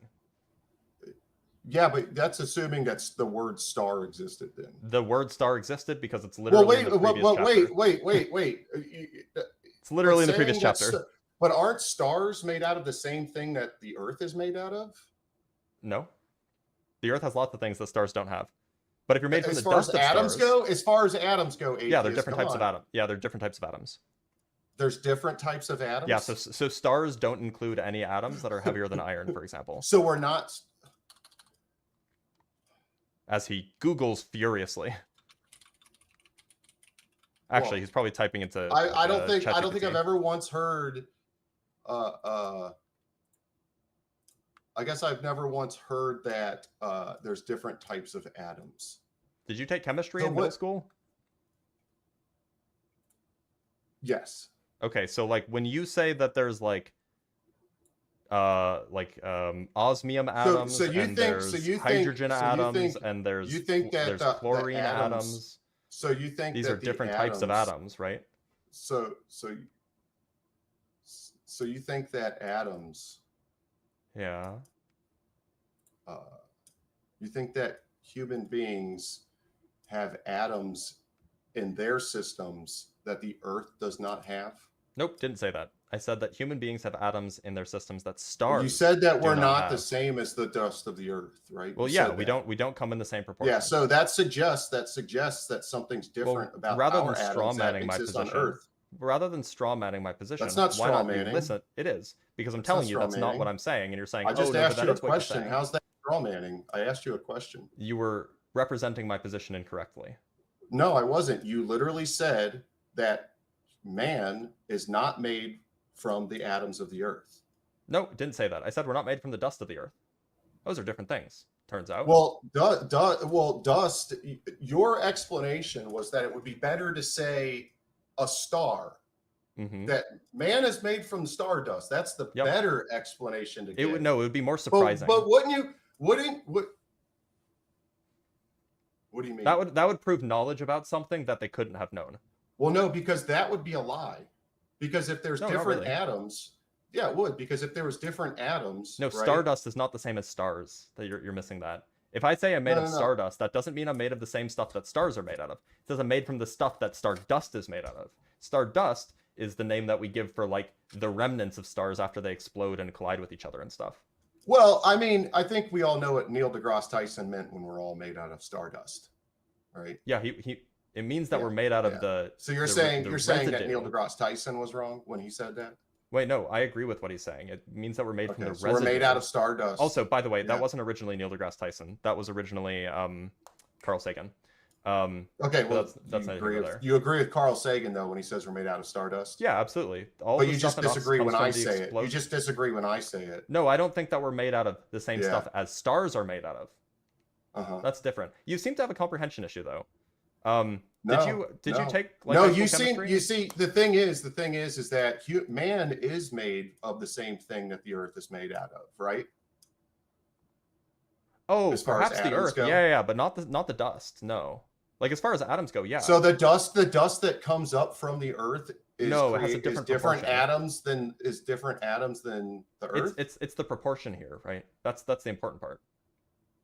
What do you mean it's the proportion? So if I said that I made let me Are you give saying an one's example. denser than the other? Hey, gospel science, can you let me finish my sentence, please? Well, I So- mean, hold on. So you're agreeing with me. I'm actually gonna mute you so that I can finish my sentence. So if I said that I'm if I said that I'm made of calcium, well, that would, or yeah, if I said that I'm made of, let's say that I said that I'm made of stone. Well, that would be wrong because stone is made out of like rocks and stuff, and it's made out of like certain proportions of atoms that we're just not made out of. Now we share a lot of the same atoms that appear in stones. We have like carbon atoms, and stones have carbon atoms, and there's oxygen atoms, and stone have oxygen atoms. But it would still be incorrect to say that we're made out of stone because they appear in different proportions, right? I've unmuted you. Go ahead. Yeah, except it doesn't say we're made out of stones. It says we're made out of dust. I was giving an analogy. Which was but it wasn't right. It just wasn't correct. It would be again. Are you saying that human beings are made out of any type of atom that would not exist on Earth? Nope, never said so that. when it says dust, does that just? So then you agree with me then? I do not agree that we are made from dust. I agree that we are made of atoms. Is it not an accurate way to describe to a No, I don't think so. You think stardust is a better way? I think stardust would be more surprising because it would show that they have knowledge. It would show that they had knowledge about something that they shouldn't have had knowledge about. Saying that we're made from the earth is not so surprising because we see when bodies I mean, decompose. to say, hold on, to say that humans are made from dust is really unsurprising because we know that, and people would have known this, that you can watch a body decay and it decays into dust. I mean, first it decays into mush, but eventually it becomes dust. The bones eventually become dust. So they would have had this notion that like humans are like made from approximately the same stuff as the earth is. But so there's nothing really like miraculously predictive there. Rather, they're making it, and so they assume that because humans become dust, that humans must be made of dust. But it's just not a correct statement because humans are not made in the same. Humans could not be made of dust because the proportions are wrong. Go ahead, you're unmuted.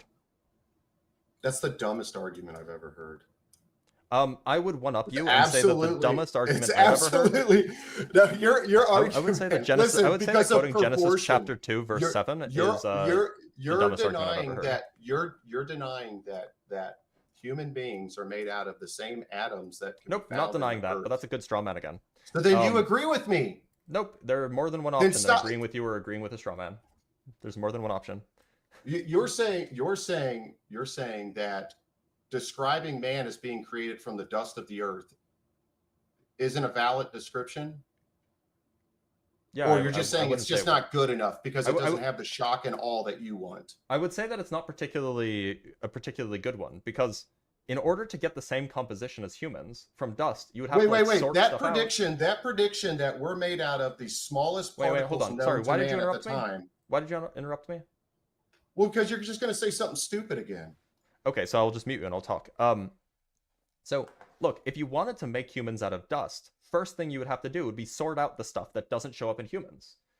And so at that point, is it really dust? Like if you take an egg and then you actually let's do it this way. Let's say you take milk and then you filter out all of the water and all of the whey protein and you're just left with cheese. Is that how that works? Is cheese the same thing as milk? Well, no, obviously they're different things. One is like a more filtered, more refined version.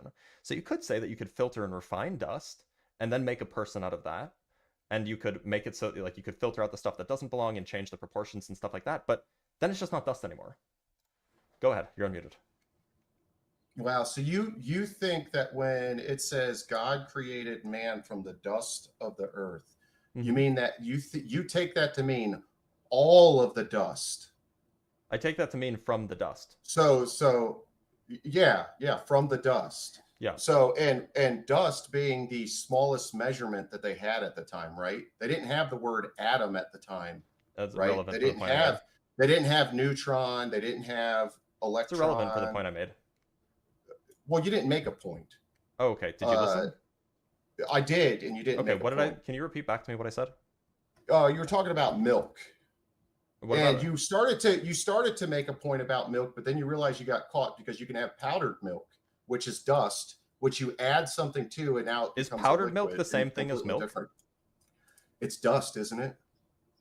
Wait, how do I you don't get know. powdered I don't think milk? I would call powdered milk dust. It's not the same. It's not the same. Once you take powder and you add something to it, like breath, how God added breath to man, So do you think right? that if you add it air becomes to dust, something you get a different, person? right? Do you think that if you add air to dust, it becomes a person? I think if you think about it from a scientific point of view, and you look at a being that has the ability to manipulate atoms, which is theoretically possible, I think it is possible. I think it's possible to tell the atoms that make up your fingernail to suddenly switch into an eyeball for you. I think that's 100% possible. So then, under your think that's worldview, possible? Could I tell a is it group true? of could I Big gospel manipulate science? atoms to do something I want? Under your worldview, probably. Under your worldview, No. does it make- Under a scientific worldview, can I manipulate atoms to do what I want? Humans aren't very good at that yet. But they can do it, right?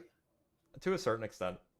Yeah. Well, there you go. So would I you guess say I'm that right humans again. are? Would you say that it would be correct if you said that humans are God formed man of the of rocks? Would you have said that that was correct? I would say the dust of the rocks. No. So What if you just said the pulverize- rocks? But he didn't. He said the dust of the rocks. I'm asking you so a he said hypothetical. the dust of the rocks, the dust I'm of asking you a everything. hypothetical. I'm asking you a hypothetical.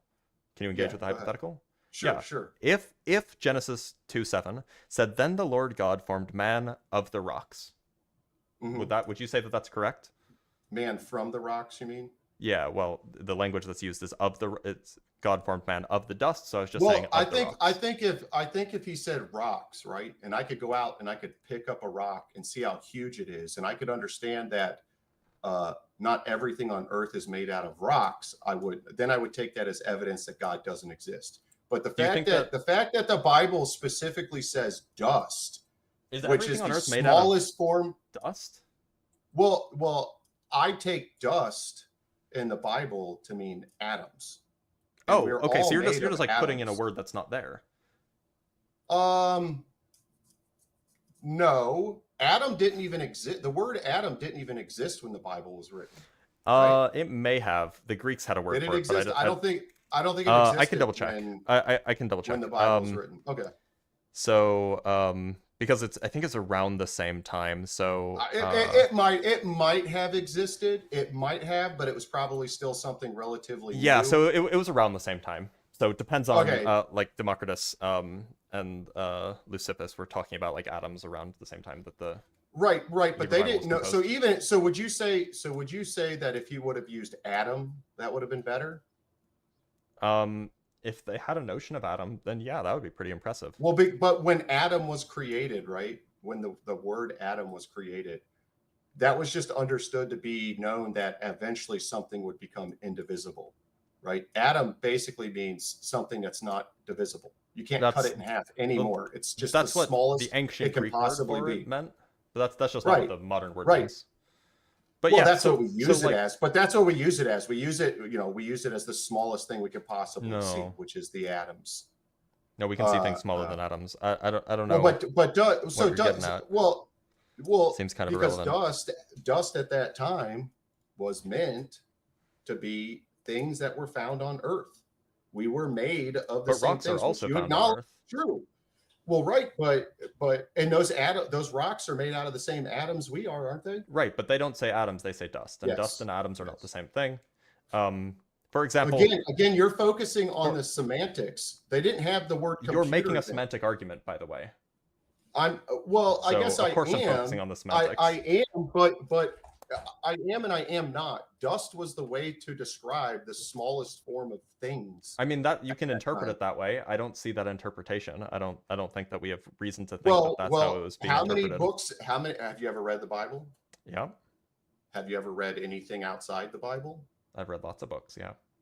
I don't think you've ever read any ontological arguments. Have you ever read the Didact Bible? Have you ever, or the Didache? No, I don't know what that is. I have no idea what that is. Have you ever read anything on, let's say, Sextus Julius Africanus or George Syncellus? Wait, hold on. No, I was thinking of Afranius. Have you read anything or anything about Afranasius?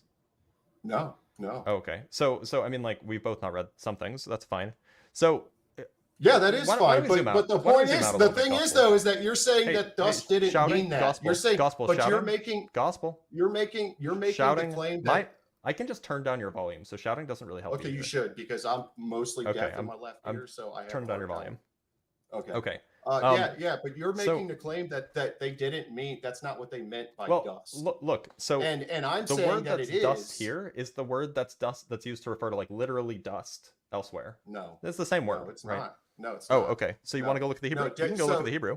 So dust in the Bible, when they refers to it, is God pulls man out of the earth. Okay. Do you want to of the earth? So do you know what the Hebrew smallest particles at that time? So gospel science. Gospel science. Yeah. Do you know what the Hebrew word is that's used to refer to dust? No, you'd have to tell me. Oh, I can't believe you don't know this. It's afar, right? Well, you can use the Greek word too. It was originally written in Hebrew, right? So we can just go look at the Bible was originally written in Greek and Hebrew. Genesis was originally written in Hebrew. No, the Bible was originally written in Greek and Hebrew and two other languages. Genesis was originally written in Hebrew. The New Testament was originally written in Greek.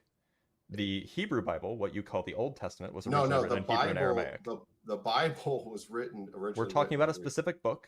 Genesis predates what you consider the Bible, right? Sure. So we can just go look up that word and see where it appears elsewhere in the Hebrew Bible, right? So why don't we just go look for that? Let's just go do that. Free online Hebrew dictionary. Okay, so we're looking for the word afar, and we want to find out where it shows up in the Bible, right? So in Hebrew, the word dust is pronounced afar. It can also be translated to mean earth, ground, or powder. Yep. Another related term is pronounced avik, which can refer to dust of powder. Yeah. Yeah. So if you were to pulverize something down to its finest, what would you have left over? Generally dust. Like atoms. We would call them atoms today, right? Not necessarily, no. Yes, necessarily. I just said to its finest form.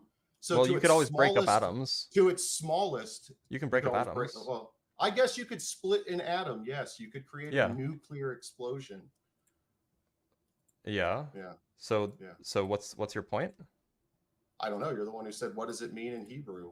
Well, yeah. So we're looking to see where else it shows up in the Bible. And I know that there's a good website. I don't think dust is said anywhere else. You don't think so? Okay. Well, I don't think so. If I found an example, would you change your view? God. Well, no. Dust. The word dust. Okay. How about Genesis 3:14? How about Genesis 3:14? Or Genesis 3:19? Or how about Exodus 8:17? How about Exodus 8:17? Leviticus 14:41. Exodus 18:17. We can read. Do you want like the specific translation, or do you want like the word by word translation? I just want to know what it says about dust. Yeah. So Exodus 8:17. Let me pull it up. they did this, and when Aaron stretched out his hand with the staff and struck the dust of the ground, gnats came on people and animals. All the dust throughout the land of Egypt became gnats. Oh yeah. So that's again when the earth. It's just talking about like literally the dust on the ground. Right, and the dust came up as gnats, right? Yeah. So again, God takes atoms, which you agree scientifically, you can manipulate atoms, right? Theoretically, I could. It's also tell okay. So atoms to turn into some gnats, right? Theoretically, scientifically speaking, I could, if I could manipulate atoms. But Numbers 5:17. Okay, so let me give you another example that isn't talking about that. Okay. Numbers 5:17. Then he shall take some holy water in a clay jar and put some dust from the tabernacle floor into the water. It's literally just talking about picking up dust and putting it into a jar. And that dust is going to turn into, well, right, because we're talking about manipulating atoms again here. No, there's no atomic manipulation here. It's just a dude putting some dust on the floor or from the floor into the water. At that time, we understand that. Actually, this is about making a. By the way, this dust is about making an abortion juice. By the way. No, it's miscarriage juice, but that's okay. Well, okay, yeah, but it's if you intentionally invoke a miscarriage, what is that? If you intentionally invoke a miscarriage, what is that? That's well, so in America, we call that murder, don't we? It seems like the priests were intentionally doing a murder. God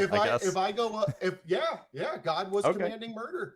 Yeah, okay. I guess God breaks the Ten Commandments. Gospel. So it looks like the word dust appears in the Bible quite frequently, and it doesn't just refer to atoms. But it all refers to the same thing, right? God declares. It doesn't refer to atoms. It doesn't refer to atoms. Do we all return to dust in the end?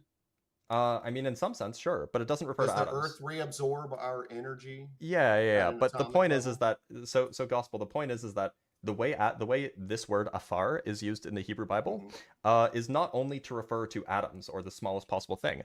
In Numbers 5:17, it's specifically referring to just like dust on the ground, literal dust. Yeah. So your contention. The smallest thing. It was their. No, that's not how they're using it. They're just referring to dust. They're just referring to dust. No. That's not how they're using it. No. Well, you're right. No. That's just how they're using it. So the point is that your contention that dust was meant in the Hebrew, dust was meant to refer to this like smallest possible thing that is indivisible. That's just not how it's referred. That's just not how it's used in the Bible. So your contextual argument falls flat. I just said it was used to refer to something very small. It's not. It's used to refer to literal dust on the ground in the same way that you and I would refer to dust. Dust is pretty damn small, isn't it? That's a cool goalpost changing. Different sizes. Does dust come in different sizes? Yeah, sure. So is this your best argument for God? Okay. Because it's not a very good one. Well, I mean, if you're just saying that because he said the dust of the earth and not like stardust, and if you're saying that it's just not so surprising. Are made out of different atoms than the earth, Didn't say that, but cool straw man again. Then you're agreeing with me. Nope. There's more than one way to disagree with you. One is a straw man, and the other is not. Well, I don't understand what you're saying. I know, we grant that. Well, no, you're saying that man is you're creating a logical contradiction because you're saying what's the P and not P? Is not made from the dust of the earth. Yep, that's true. Man is not made from the dust of the earth. Yep, I agree. What is man made out of then? Atoms. And in different proportions from that of the dust. What's an atom? I disagree with you. We're not made out of atoms. We're made out of dust. Okay. An atom is a chemically or an electrically neutral single unit of an element that is composed of protons, neutrons, and electrons. Yeah. And we're made out of those? We're made out of those, yeah. And so is the earth? Yeah. Yeah. It sounds legitimate to me then. Yeah, so gospel science. It literally sounds legit to me. So gospel science. So steel is made out of atoms, and humans are made out of. Hey, gospel science, I'm muting you because I'm talking right now and you interrupt me. Okay. Steel is made out of atoms, and humans are made out of atoms. Therefore, by your reasoning, humans are made out of steel.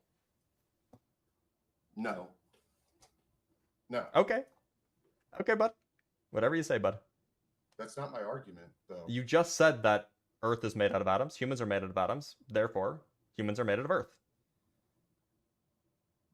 Right? No, we're made out of the same thing that the Earth is made out of.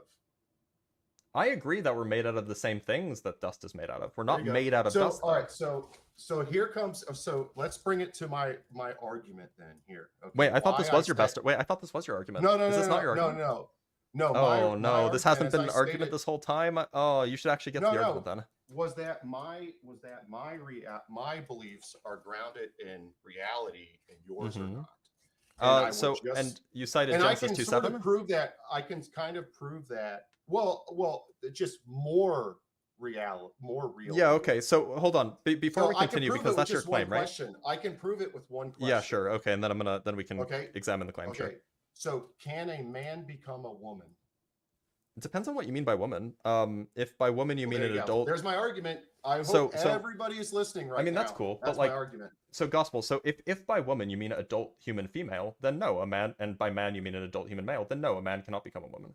If you mean something else, then it's plausible. It just depends on what we mean by woman. Uh-huh.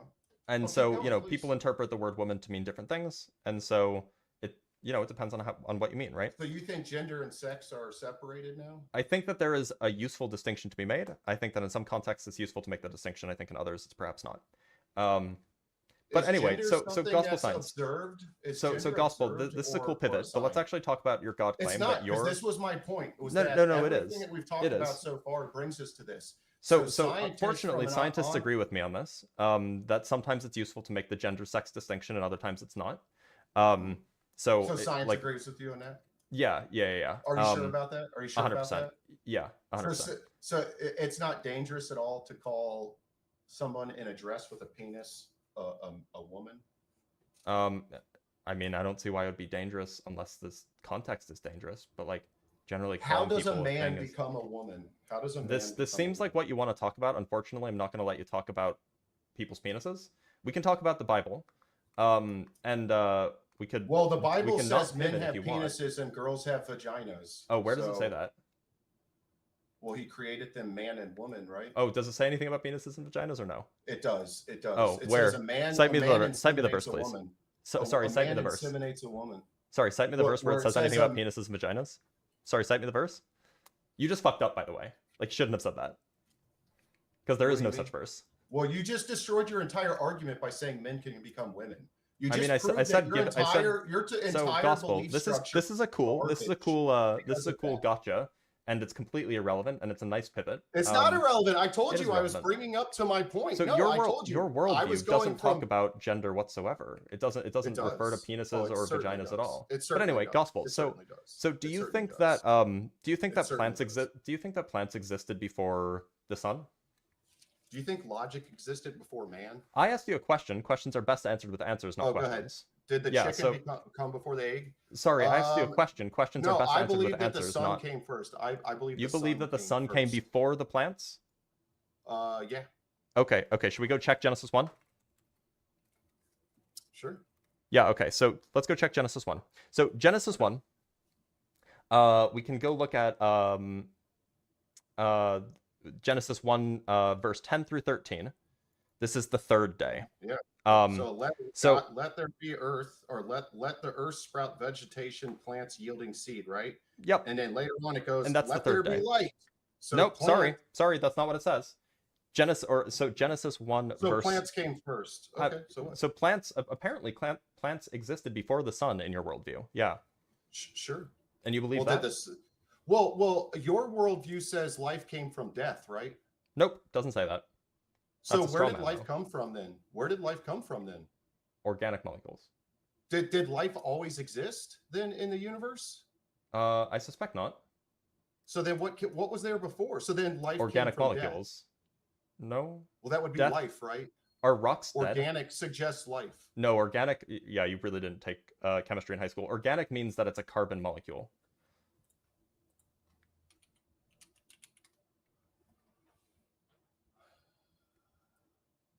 Was it life? No, I asked they were when life non-living began. organic molecules. Non-living organic molecules. Mhm. What gave them life? Chemistry. But I mean, the point is I mean, like you kind of just took in a stride, which kudos to you. You kind of just took in a stride, but you just admitted that like you believe plants came before the sun. No, And, like, where did life come to be from, clear, bro? You just we said can- one we day can talk about there that. was no life.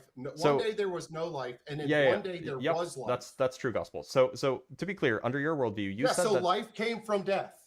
no, death is not the opposite of life, non-life is. But that's neither here nor there. You Okay, if you agreed, so life comes from. I'm muting you, by the way, because you actually have to let me talk.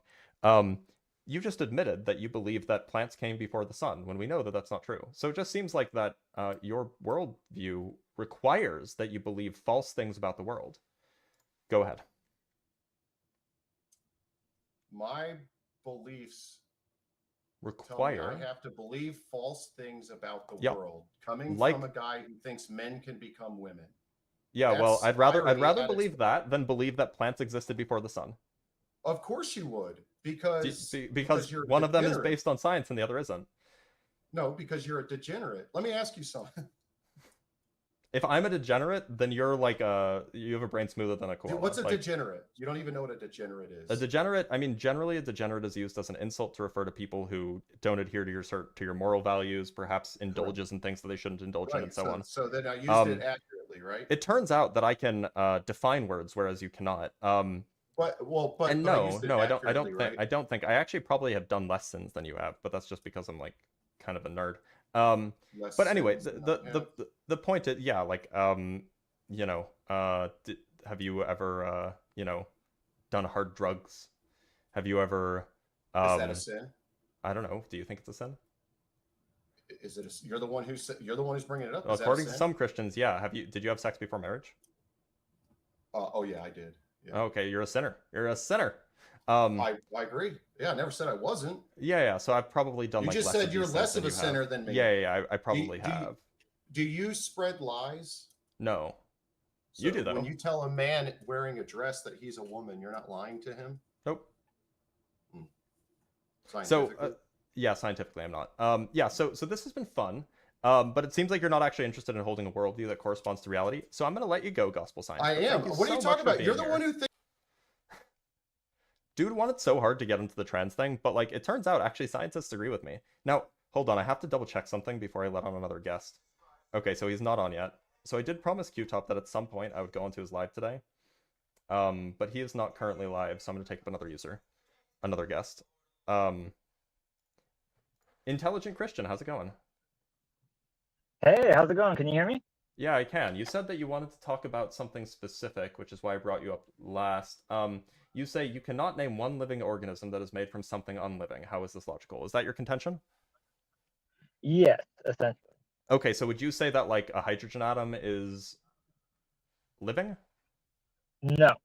Okay, so humans are made from hydrogen atoms and oxygen atoms and nitrogen atoms and carbon atoms. None of these are living. So it seems like your contention that humans are made from non-living things, or that humans are not made from non-living things. Well, it seems like it's just true. I think you misunderstand what I'm trying to say. Mm-hmm. I'm not saying that our components, that what we're made of, like our parts, are from unliving things. I'm not saying that at all. Okay, so what I'm saying is that I'm saying that living organisms have to come or are birthed or born from another living organism. What do you mean don't by... have an answer for the origin of life. Can you explain what you mean by living organism? Yeah. Oops. Life, something that is alive is a very specific definition. It's something that can reproduce, something that can replicate, and you know, metabolize, has this metabolize, exactly. Yeah. So can respond to its environment. It should have cells to separate the inside from the outside, right? Correct. Yeah. Okay. Now, do you believe that and it is your contention that every living thing must descend from another living thing? Yes. Yes, and I maybe you're going to bring up viruses, but no, I'm not. That viruses are not living. Yeah. Okay. No, so where do you think the first living thing came from? Well, I think that logically, you see that since it appears that every living thing that has specialized today has come from something which is living, then therefore life must have come from something which is also living. Yeah. What would that thing be? In my opinion, in my belief, it's God. But, so just to be clear, when we talk about something being living, we're talking about something that's composed of cells, has metabolism, interacts with its environment, reproduces, all of these qualities. So you're telling me that God is composed of cells, interacts with its environment, has metabolism, all of these qualities? You're saying that God has those qualities? I'm going to give you my answer, but I assume you're not going to like it. So essentially, yes, in essence, because God is essentially how he's described is he is all, and he's we're within all, and he is all essentially. So Yes, he so is what both. kind of cells is God made out of? Do they have Oh, I hearts? don't Do they have know. cell walls? Do they have I cell don't have to know the membranes? specifics. I don't have to know the specifics to know that it's illogical to believe that amino acids and proteins were shocked by lightning, Well, and I they mean, somehow magically that's became a goalpost single-celled shift. organisms. That's a goalpost shift and No, a straw no, it's man. not. Yeah, sure It's it the is. origin of life. Well, that's like And a so proposed then let origin me of ask you, life. then where do you think life came from? I Where do you don't. think life came from? I'm agnostic. I'm not an origins of life researcher, so I'm not particularly informed on the topic. But suffice it to say, So you don't you have don't. any better answer than me, So to be clear, except mine's more please. logical. I was in the middle of a sentence, please. So to Sorry, be clear, neither you nor I believe that life came from like living cells. We both think that there is something that is not made of atoms and molecules, or sorry, we both believe that that living cells, the first living cells, were not created by other things with living cells. Well, that's a red herring, though. No, but that's the claim. That's the claim. We both share that belief. Now, you think that Yes, that the living cells came you think that the living cells came from God. I think that the living cells came from prebiotic organic chemistry. What I just we described. both agree that neither are life. You don't think that God is life in the biological sense. I don't think that prebiotic organic chemistry is life in the biological sense. What's the issue? The issue is that people are essentially, you're saying, give you a logical argument, something that'll make you believe in God, right? It will make you, give you some type of just anything logical or that's compelling. scientific or anything that's, so it's not compelling that people do not have an answer. You don't have an answer for the origin of life, and yet logically every living thing we know of today comes from something living. So therefore, you're just repeating how the claim does again. it make logical? Yeah, So I know. look, How does it make logical sense? Neither you nor I accept that principle. So bringing it up as like a gotcha doesn't do anything, because the alternative resolution doesn't resolve the issue. What alternative resolution? So look, you're saying, oh, life doesn't come from non-life. And I'm like, yeah, it looks like that, life on Earth typically comes from other life. And so there's an apparent contradiction, namely that, well, if you're an atheist, then you have to kind of believe that there was some prebiotic life or prebiotic things that gave rise to biology. And I'm like, yeah, you're right. That is what I am forced to believe, or at least that is what I believe. But then the alternative to that belief is that there's some non-biotic supernatural organism that gave rise to life, and neither of which are biology. So why should I care if you have an alternative non-biological explanation to my non-biological explanation? Well, I would think that since you use rationality and empiricism, that it would give some credence to there being an origin that is unlike just simply saying, oh, well, prebiotic life, like, well, no, prebiotic chemistry, right? Yeah, you know what I mean, prebiotic chemistry. Yeah. So look, prebiotic, like we know that life is chemistry, right? Like that's what life is. It's just very complicated chemistry doing chemistry things. And we know that chemistry exists. Yeah. We know that like atoms interact with each other and form molecules and stuff. So it actually seems super plausible that there could be prebiotic chemistry that gives rise to biology. On the other hand, I have no reason to think that a god can make this happen. What experience do I have that makes me think a god even exists? No, but that's a false equivalency. To say that chemistry and it reacting with molecules and things like that, or reacting with other compounds, is the same as life. It's not. I didn't say life it's the same is as life. I said that we're aware that chemistry exists, and so it's plausible that chemistry can give rise to life, because we know that life is just complicated chemistry. We know that chemistry can happen on its own without life, and so it's plausible that chemistry that happens on its own could give rise to biological chemistry. On the other hand, what you're suggesting is that we have some biological. On the other hand, you're suggesting that we have some like supernatural thing that we have no experience with, and we have no reason to think exists, must be the origin of this biology. But like, I have experience with chemistry. I don't have an experience with the supernatural. I wouldn't say we have, and see, this is another issue I have, is that I wouldn't say that there's no evidence for that. I mean, let's take the example you used earlier about stardust, right? About how when iron gets created within a star, it absorbs more energy than it creates. Therefore, the star collapses and it goes supernova and spreads that material all over the cosmos, right? Mm-hmm. So that same iron is within the hemoglobin in our blood, and it allows it to carry oxygen. Okay, there's a million and a 1 million and a 1 million and a 1, and then you look at all the millions of different species and how they've specialized and adapted their environment and evolved, and to say that it's just survival of the fittest is just such a reductionist answer, man. It's So just right now such you're a making reductionist answer. right now you're making an evidential argument. You're using probability reliant on empirical evidence. So if you're going to make an evidential argument, then you have to actually provide the evidential reason for why I should accept the alternative claim. Because as far as I'm concerned, you might say that life arising on Earth and, you know, giving rise to humans via natural selection, you might say that the probability of that is 1 in a trillion or whatever. But I would say that the probability of a god existing is 0. So, like, you have to A, inform my priors so that I have a non-zero prior probability, and B, update those priors with some sort of evidence to make me think that it's better than 1 in a trillion, or whatever the number might be. If you would say it's 0, then that would make you an atheist, not an agnostic, because an agnostic says that we don't know one way or the other. I'm Whereas not you're an saying agnostic, you do. I am an atheist, yeah. You just said earlier you were an atheist, you're agnostic. I'm an agnostic towards whether the universe is infinite. Okay. I'm an atheist about God. Okay. All right. Well, I misunderstood you then, what you said earlier. So, I have one more contention. Let's see. Sure.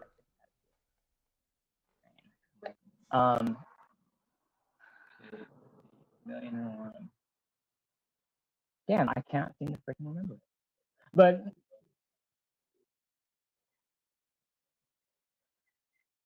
let's see. Oh well, yeah. I would say. So let me ask you this clarifying question. You said you can say that the chance of life arising on Earth is like a trillion and one chance, right? Yeah, or you say I could say that essentially, right? Mm-hmm. So why is it just simply that since the universe seems so large that you think probabilistically it'll eventually happen, or?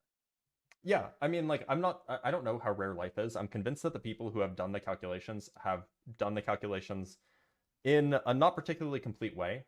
Yeah. I think it's very, very hard to estimate, especially when we don't know what the mechanism of formation is. It's very, very hard to estimate the probability that such a thing can arise, depending, like, it's very, very complicated stuff. But setting that aside, let's say it's a trillion and one. Well, there are like a trillion planets in the Milky Way alone.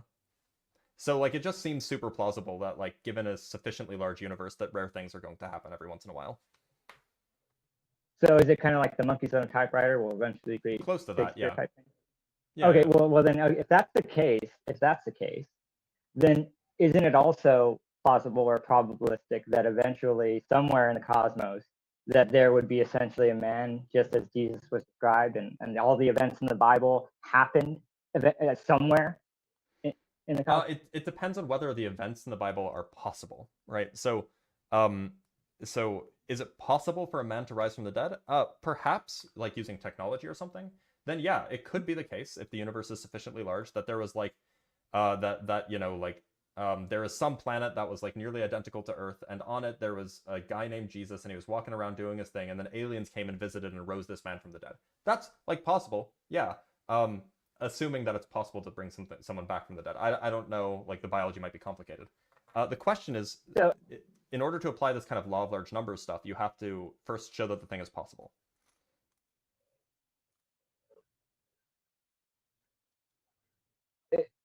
Isn't using probability essentially showing that it's possible? And not to mention, I mean, energy can be converted into matter, right? E equals mc squared.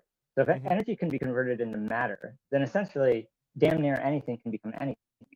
Well, I mean, there's still rules. Doesn't that make for essentially anything to become possible? There's still rules. For example, you can't take pure energy. The energy can be converted into matter is a little bit of a simplification, but you can't take, for example, light and convert it into 2 electrons. There's a law of physics that would violate. So that would be impossible. According to what we know. Yeah, but like, we have all the reason to think that charge is conserved, for example. So like, if you want to say that energy, the law of conservation of energy, yeah. Well, no, I'm talking about conservation of charge. Oh, conservation of charge, I got you. Yeah. So like, you can't start with 0 charge and then end up with -2 charge.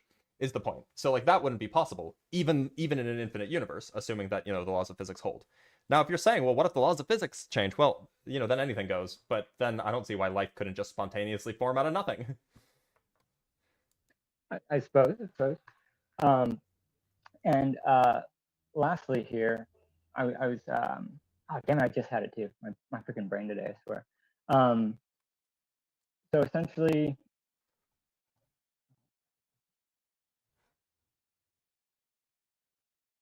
damn, I cannot freaking remember there. I just remembered it too when we were talking about. Sorry about that. I know how frustrating that No. It's how my brain works, man. I get all scattered brain because I mean I do a lot of research. I read a lot into medicine, physiology, anatomy, chemistry, all that stuff. And oh, that's right, I remember it. Okay, so have you ever heard of the research paper, or basically it's a paper that was written in a college by a well-renowned professor at Cambridge, I believe, and it's called The Unreasonable Effectiveness of Mathematics. Have you ever heard of it? Yeah, it was by Hermann Weyl, wasn't it? Yes. Yeah, I'm familiar with it.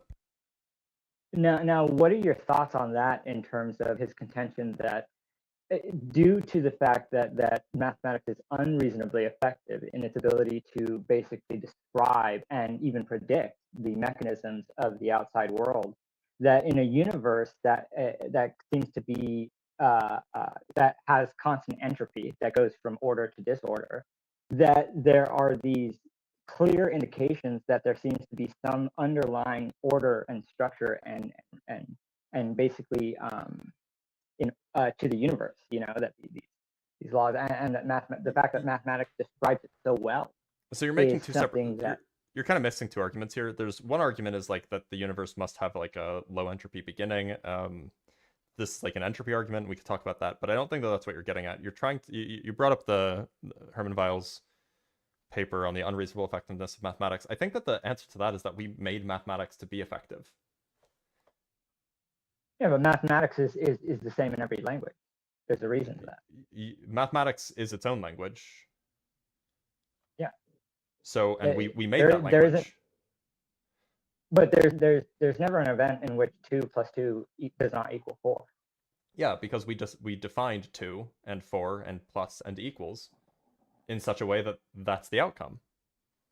If you define those symbols, those notions differently, then you would have a different outcome.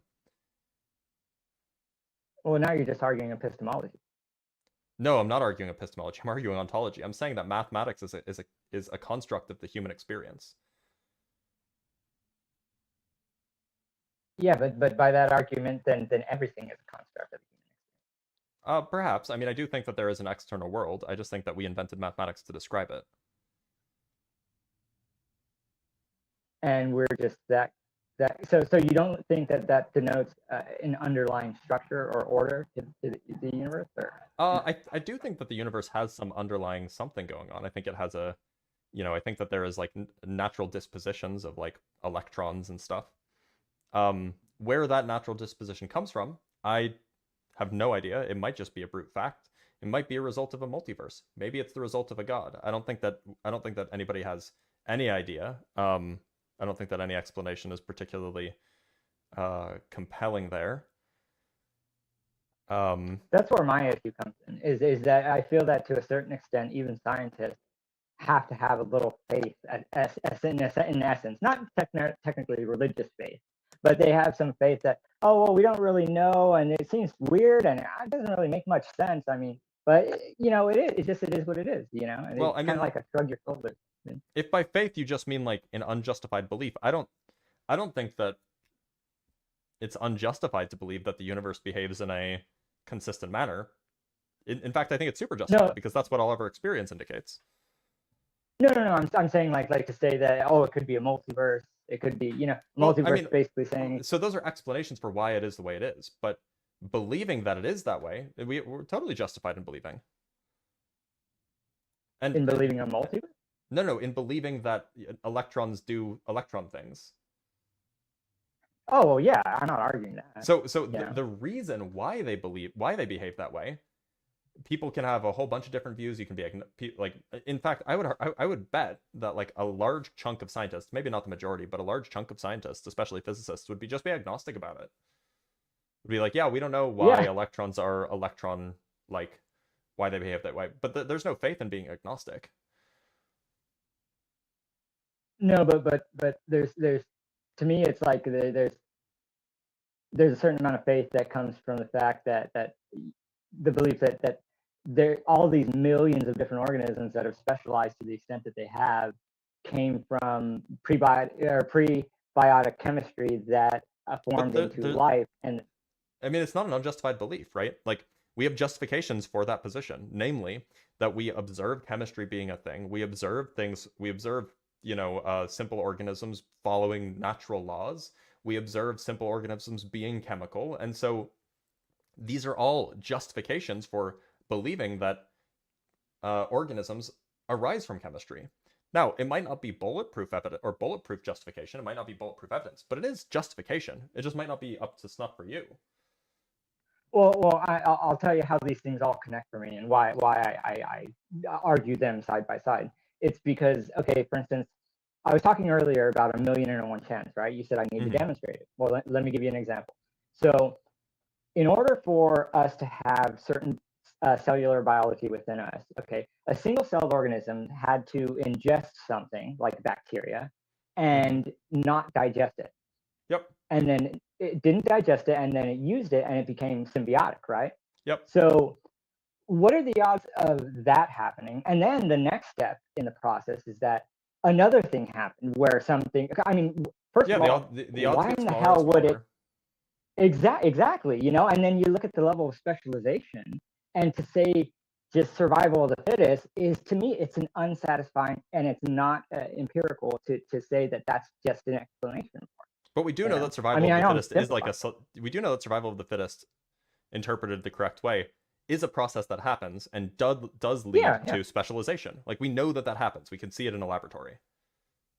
No, I agree. I'm not saying so that then it what's doesn't. so I'm saying that it's not even rare. It's inevitable. It's inevitable, right? This is a thing that like inevitably happens in the laboratory environment. Yeah, given enough time. Yeah, they watch bacteria. They'll largely due to epigenetics, which is the ability to adapt to one's environment based on what you experience.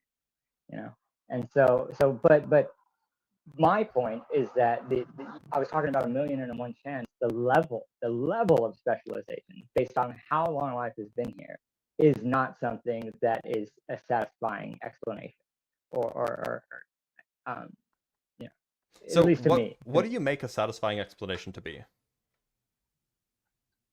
A satisfying explanation is something that makes logical, rational, and empirical sense.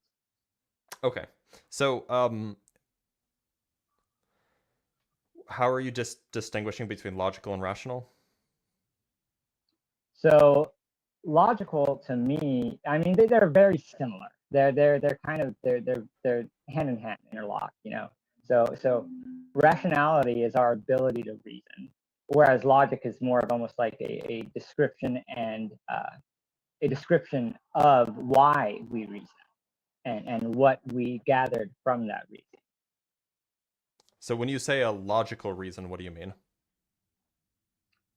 A logical reason is something that makes sense. Like, for instance, the law of non-contradiction is an aspect of logic. Okay. So by logical reason, you just mean something that isn't like logically impossible. I suppose. Because then we can then surely we can agree that common descent, evolution by natural selection, the evolutionary process entirely, that is not there's no logical issue with that. It is logically possible. Sorry, say that one more time. Surely we can agree that the evolutionary kind of mainstream view is not, or is logically possible, right? Yes, kind of. Okay, so we agree. I mean, yes. We agree that it's a logical reason. What about rational? What would it mean for it to be a rational reason? A-rational or irrational? What would it mean for evolution to be a rational belief system? A rational explanation. For it to have a more descriptive or more empirical basis for why we see the level of specialization and the sheer differentiation of life So, that we see. it does. So the theory of evolution does give an explanation for why we see the level of specialization that we see, right? Natural selection plus natural selection plus mutations accounts for that level of specialization, right? No, it doesn't. I mean, because surely the explanation is there, namely that you have mutations that can occur. Those mutations occur in ways that are either beneficial or not, and the ones that are beneficial get passed down. That leads to specialization because the traits that are beneficial depend on the environment, and those traits that are beneficial in another environment will not be adaptable to the first environment, so you'd get specialization adapted to an environment. Yeah, well, and see that's what goes back to my 1,000,001 argument is essentially, but that's a rational you have to explanation. assume That's a that explanation, right? Like there's nothing irrational about thinking that that's the case. No, there's nothing irrational about that. In fact, I don't even argue that. I agree that so does then we agree occur. that the evolutionary mainstream story is both logical and rational. So your issue is with the empirical evidence? No, I'm saying something can be rational, and yet not fully describe, or not fully. Basically, it doesn't give the statistical evidence. Okay, so this is an empirical question. So your problem is not that it's not a rational explanation or that it's not a logical explanation. Your issue is with the empirics. And so the question then is, what are you comparing the empirics to? What am I comparing? I'm comparing it to my knowledge on physiology, anatomy, and biology. Sorry, let me rephrase, because that's not what I meant. So let's say that you've correctly computed the probability of this happening, and it's very, very small. What are you comparing that small probability to? You don't have to compare it to anything. So then how are you evaluating that this is a less probable outcome? Because if the number is so small, then the odds of it occurring become extremely large. The odds become right, but it already did occur. So if we're looking for an explanation and we want the most likely explanation, we look for the explanation that has the highest probability. Now, the highest probability might be very, very small, but it did happen. So you look for the thing with the highest probability as your explanation. But see, I don't think you can say that it did happen, because by saying it did happen, you're basically saying that the argument's already true. I'm not saying that evolution happened. I'm saying that life exists. So we have the prior that life exists. We're trying to figure out what's the explanation for why life exists. So if you want to try to come up with an explanation, it's not enough just to say that this hypothesis has a very, very low probability, because we already know that the event life existing happened. So instead, to figure out the best explanation, we need to find the explanation that has the highest probability. They might all be small. Like, let me give you an example. Suppose that I am playing poker and I get dealt 2 royal flushes in a row, right? Mm-hmm. Now, we can compute explicitly what the probability of that is. It's going to be like 1 in a billion or something like that, right? Now, suppose the only alternative explanation that I was given is that in between, while the deck was being shuffled, that that Ant-Man from the Marvel Cinematic Universe came and quantumly rearranged the deck of cards such that I got a royal flush twice in a row. And maybe we could compute the probability of that event being the explanation, and maybe that's 1 in a trillion rather than 1 in a billion. Well, then we would say, even though the probability of it just randomly happening to me is 1 in a billion, if the only alternative explanation is 1 in a trillion, well, then the better explanation is that it randomly happened. So, actually, I agree with you. I agree with you. And the reason I agree with you is because you're saying basically, if you were to compare these two, and yeah, that one may have a 1 in a trillion chance, but this one, the fact that it randomly happens is probably more likely, And so you're going with the thing that is more likely based on probability. Yeah. And so I get that. So then you need to compare the probability of life arising via natural means to something. That's only if I'm saying that. That's only if I'm saying I'm not going so far as to say I know the conclusion. What I'm saying is that the level of the probability of it happening on the same planet that has an iron core that because see, it's not just life that you consider. It's the fact that the iron that killed the Yes, star I'm aware. is in I'm aware our of the core. I'm aware of No, the no, is in the core of our Drake Earth. equation. Is in the core of our Earth. Yeah, is in the core of our Earth, which creates an Mhm. electromagnetic field that protects aware. us from the very sun. And then all these. So that's also what are the odds of that? So we and can then compute what the are the odds? probability, and it'll be very small. The point is if you're saying that like we already know the thing happened, and if we're trying to seek an explanation for how the thing happened, if you want to use empirics to do it, you just have to compare the probabilities of different explanations and see which one is the most likely.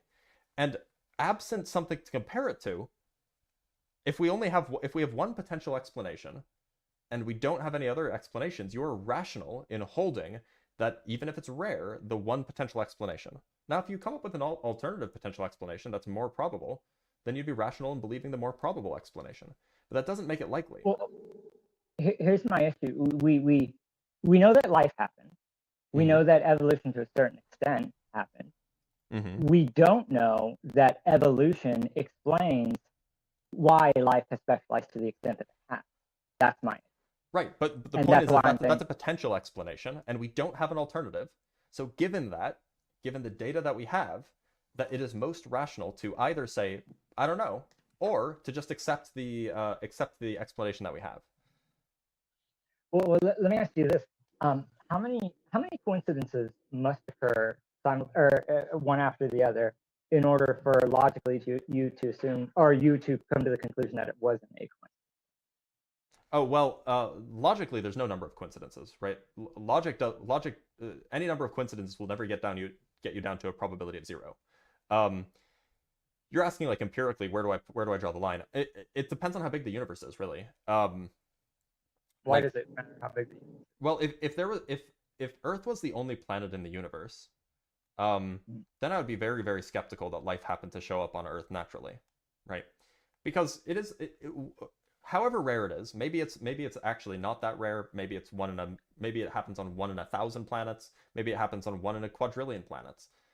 If there's only one Earth, the odds of it happening is very, very low. And so it would just be puzzling that there exists life at all. But on the other hand, if the chances are 1 in a trillion, but there's a quadrillion planets, now I'm just like, well, actually we would expect lots of life. So it depends on how big the universe is, right? But even just based off the analysis that we've done in terms of like James Webb Space Telescope and a lot of the planets that we've analyzed all over the cosmos, so far, nothing. Bagel. We seem to be the only ones out here. So to be clear, we've only seriously checked two other places than Earth for life. That's Mars and the Moon. We haven't even checked our own backyard. Like we have a mission that's going to Europa soon. And another mission that's going to Titan soon, and these will both hopefully give us information. If there might, like, I actually think that there's like a not insignificant chance of there being life on these places, in these places. And as far as the exoplanets that we've looked at, like we don't even have the tools to establish whether they have life or not, right? Unless they were like blasting radio signals out at like billions of watts, so we could detect their language or whatever, then like we don't have the tools to detect whether there's life on like distant planets around distant stars yet. And well, you could do spectral analysis, and you could make some rudimentary analysis in terms of and these compounds are made by organic life. And there's some evidence actually that there's this famous one, Kepler 19. K2, I know. Whatever it is. Yeah, that's a terrible example. I'm actually quite skeptical of that one. But the point is that exactly. We haven't done like in-depth, super deep analyses of whether there's life on these places, right? And so it might be the case that intelligent life is rare, but like bacterial life is quite common. At least that's the case on Earth anyway. And it might be the case that like the life that exists elsewhere is not like the point is we just haven't really looked very far. We've looked like maybe I think like the furthest exoplanet we've seen is like a few hundred light years away, and that's like a gas giant because it's hard to see small terrestrial planets, right? So this is all to say, I don't know how rare life is.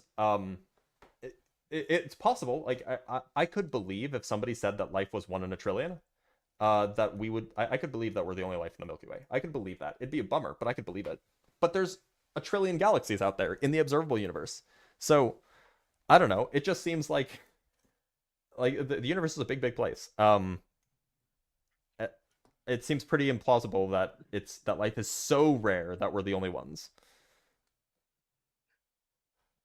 Yeah, honestly, I think those who even believe in a God would think that there would most likely be something else out there. Maybe not like us, but it's just I compare all Wait a these minute. things and contrast them with one another. So suppose that we find life on Titan or life on Europa. Mhm. Would that sway you?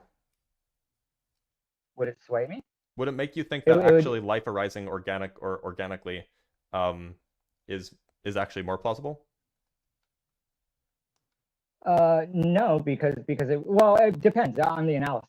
So if we did an in-depth analysis and we managed to find, oh hey, this is some primordial life, and we see it occurring, we see the stuff happening, or we see evidence to why pre-organic chemistry formed into life, then that would be a good argument, and that would be something that would show some evidence Wait a minute. empirically. Hold on. But So then the commonness of life in the universe.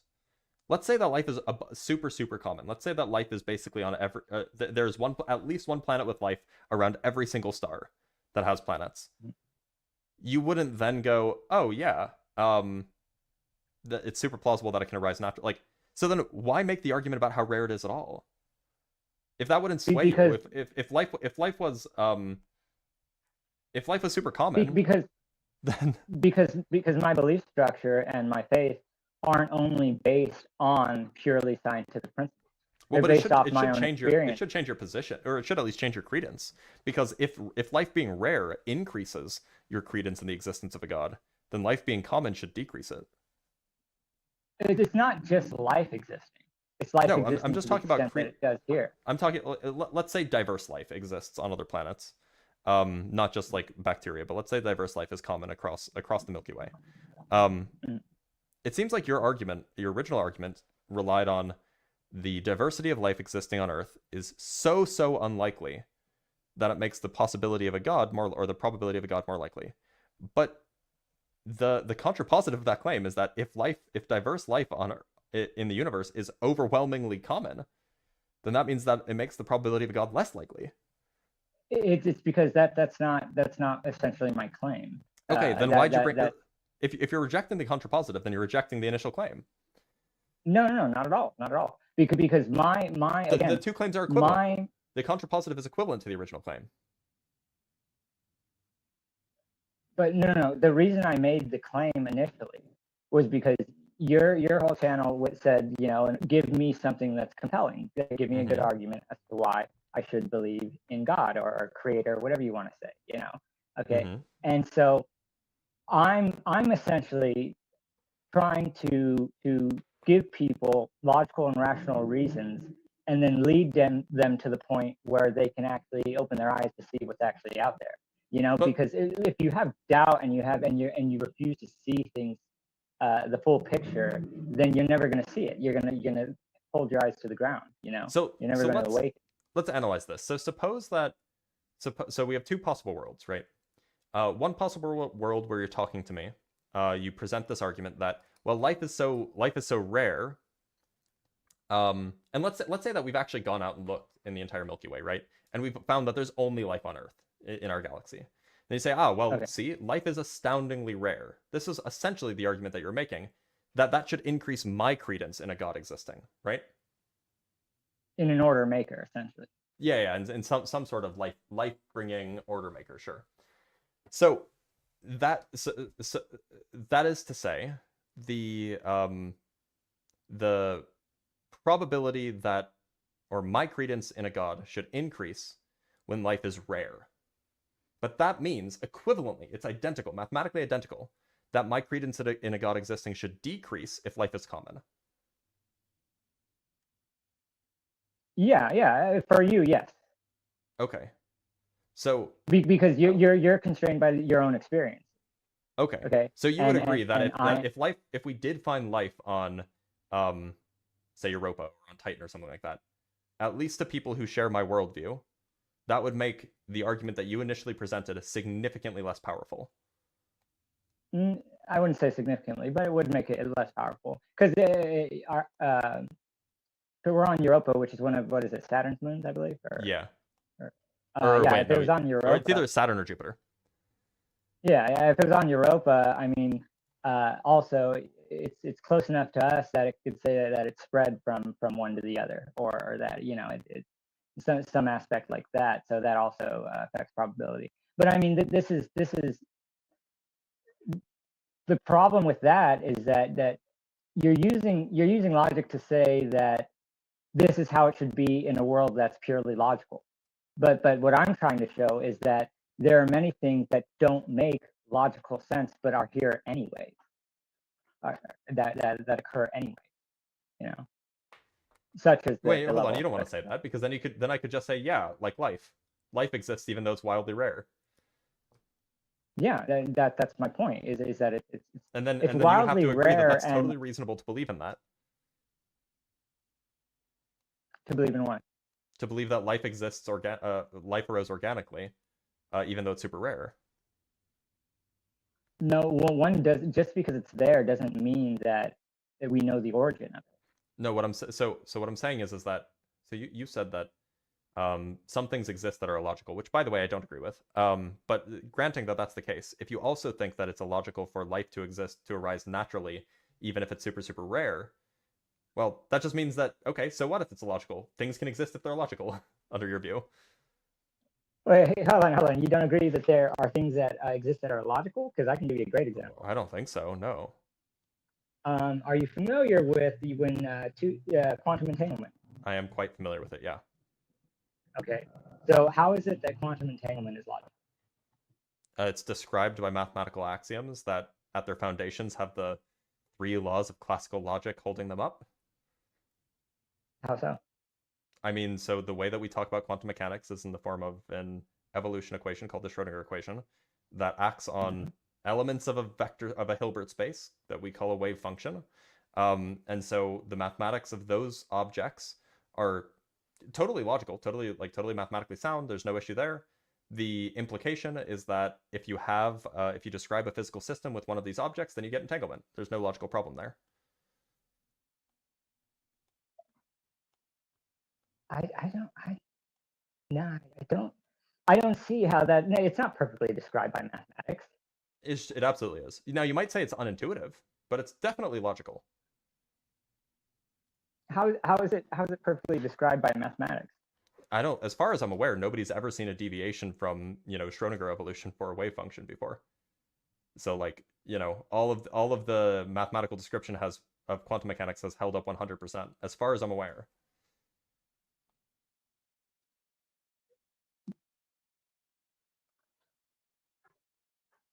The problem is that the distance between the two in terms of their ability to mirror one another. That's not a problem for the mathematics of quantum mechanics.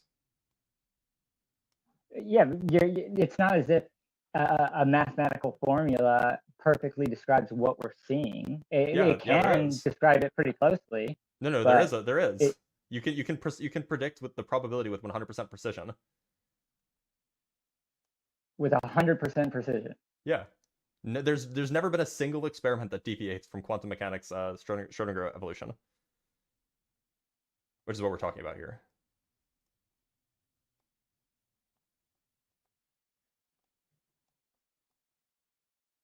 It makes me think of the dual slit experiment, which is also perfectly described by the mathematics of quantum mechanics.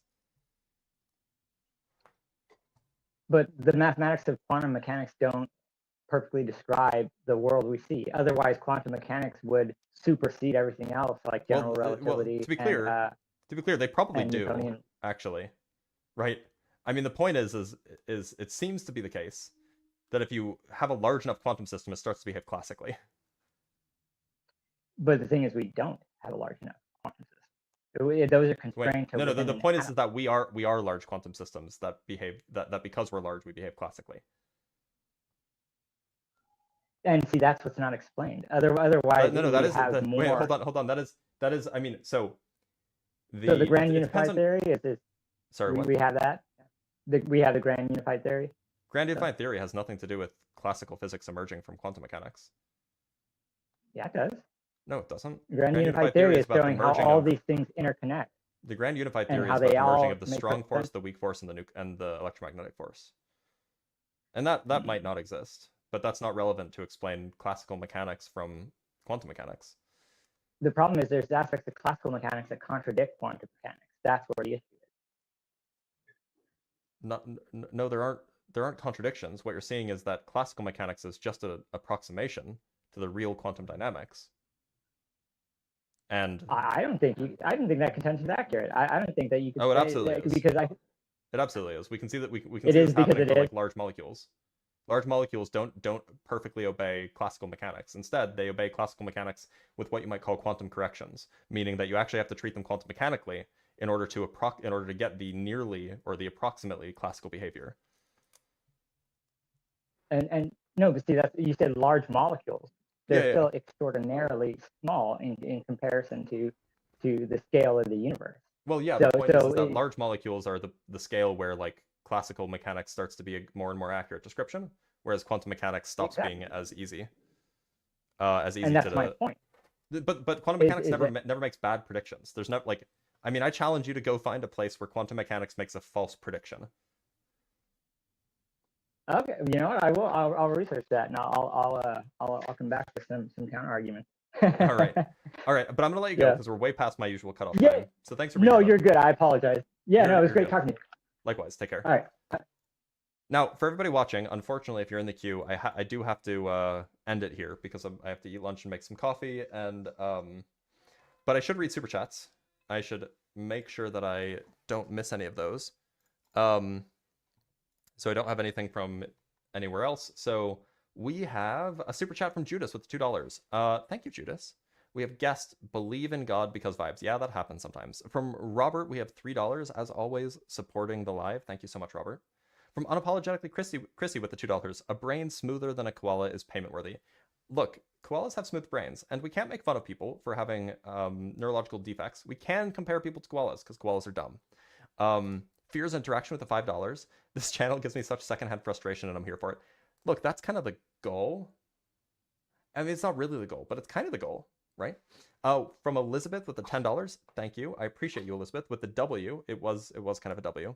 From Just B with the $2. How do I join? Or sorry, £2. How do I join? It looks like you figured out how to join, but unfortunately, you figured out how to join a little bit too late. You also sent £10, which I appreciate. But I do have to end the live, so unfortunately, I can't bring you up. But if you come on next time I do this live stream, which will either be Thursday or Friday around the same time, around noon Eastern time is when I start. If you come back, then I'll bring you up first, Just Be. So if you can do that, I'll bring you up first and we can talk about it. Unfortunately, I do have to end today though. But for everybody else who's been watching, thank you guys for being here. Thank you guys for enjoying, for sticking around, for liking the live. You guys did great. I will see you guys tomorrow for a peer review.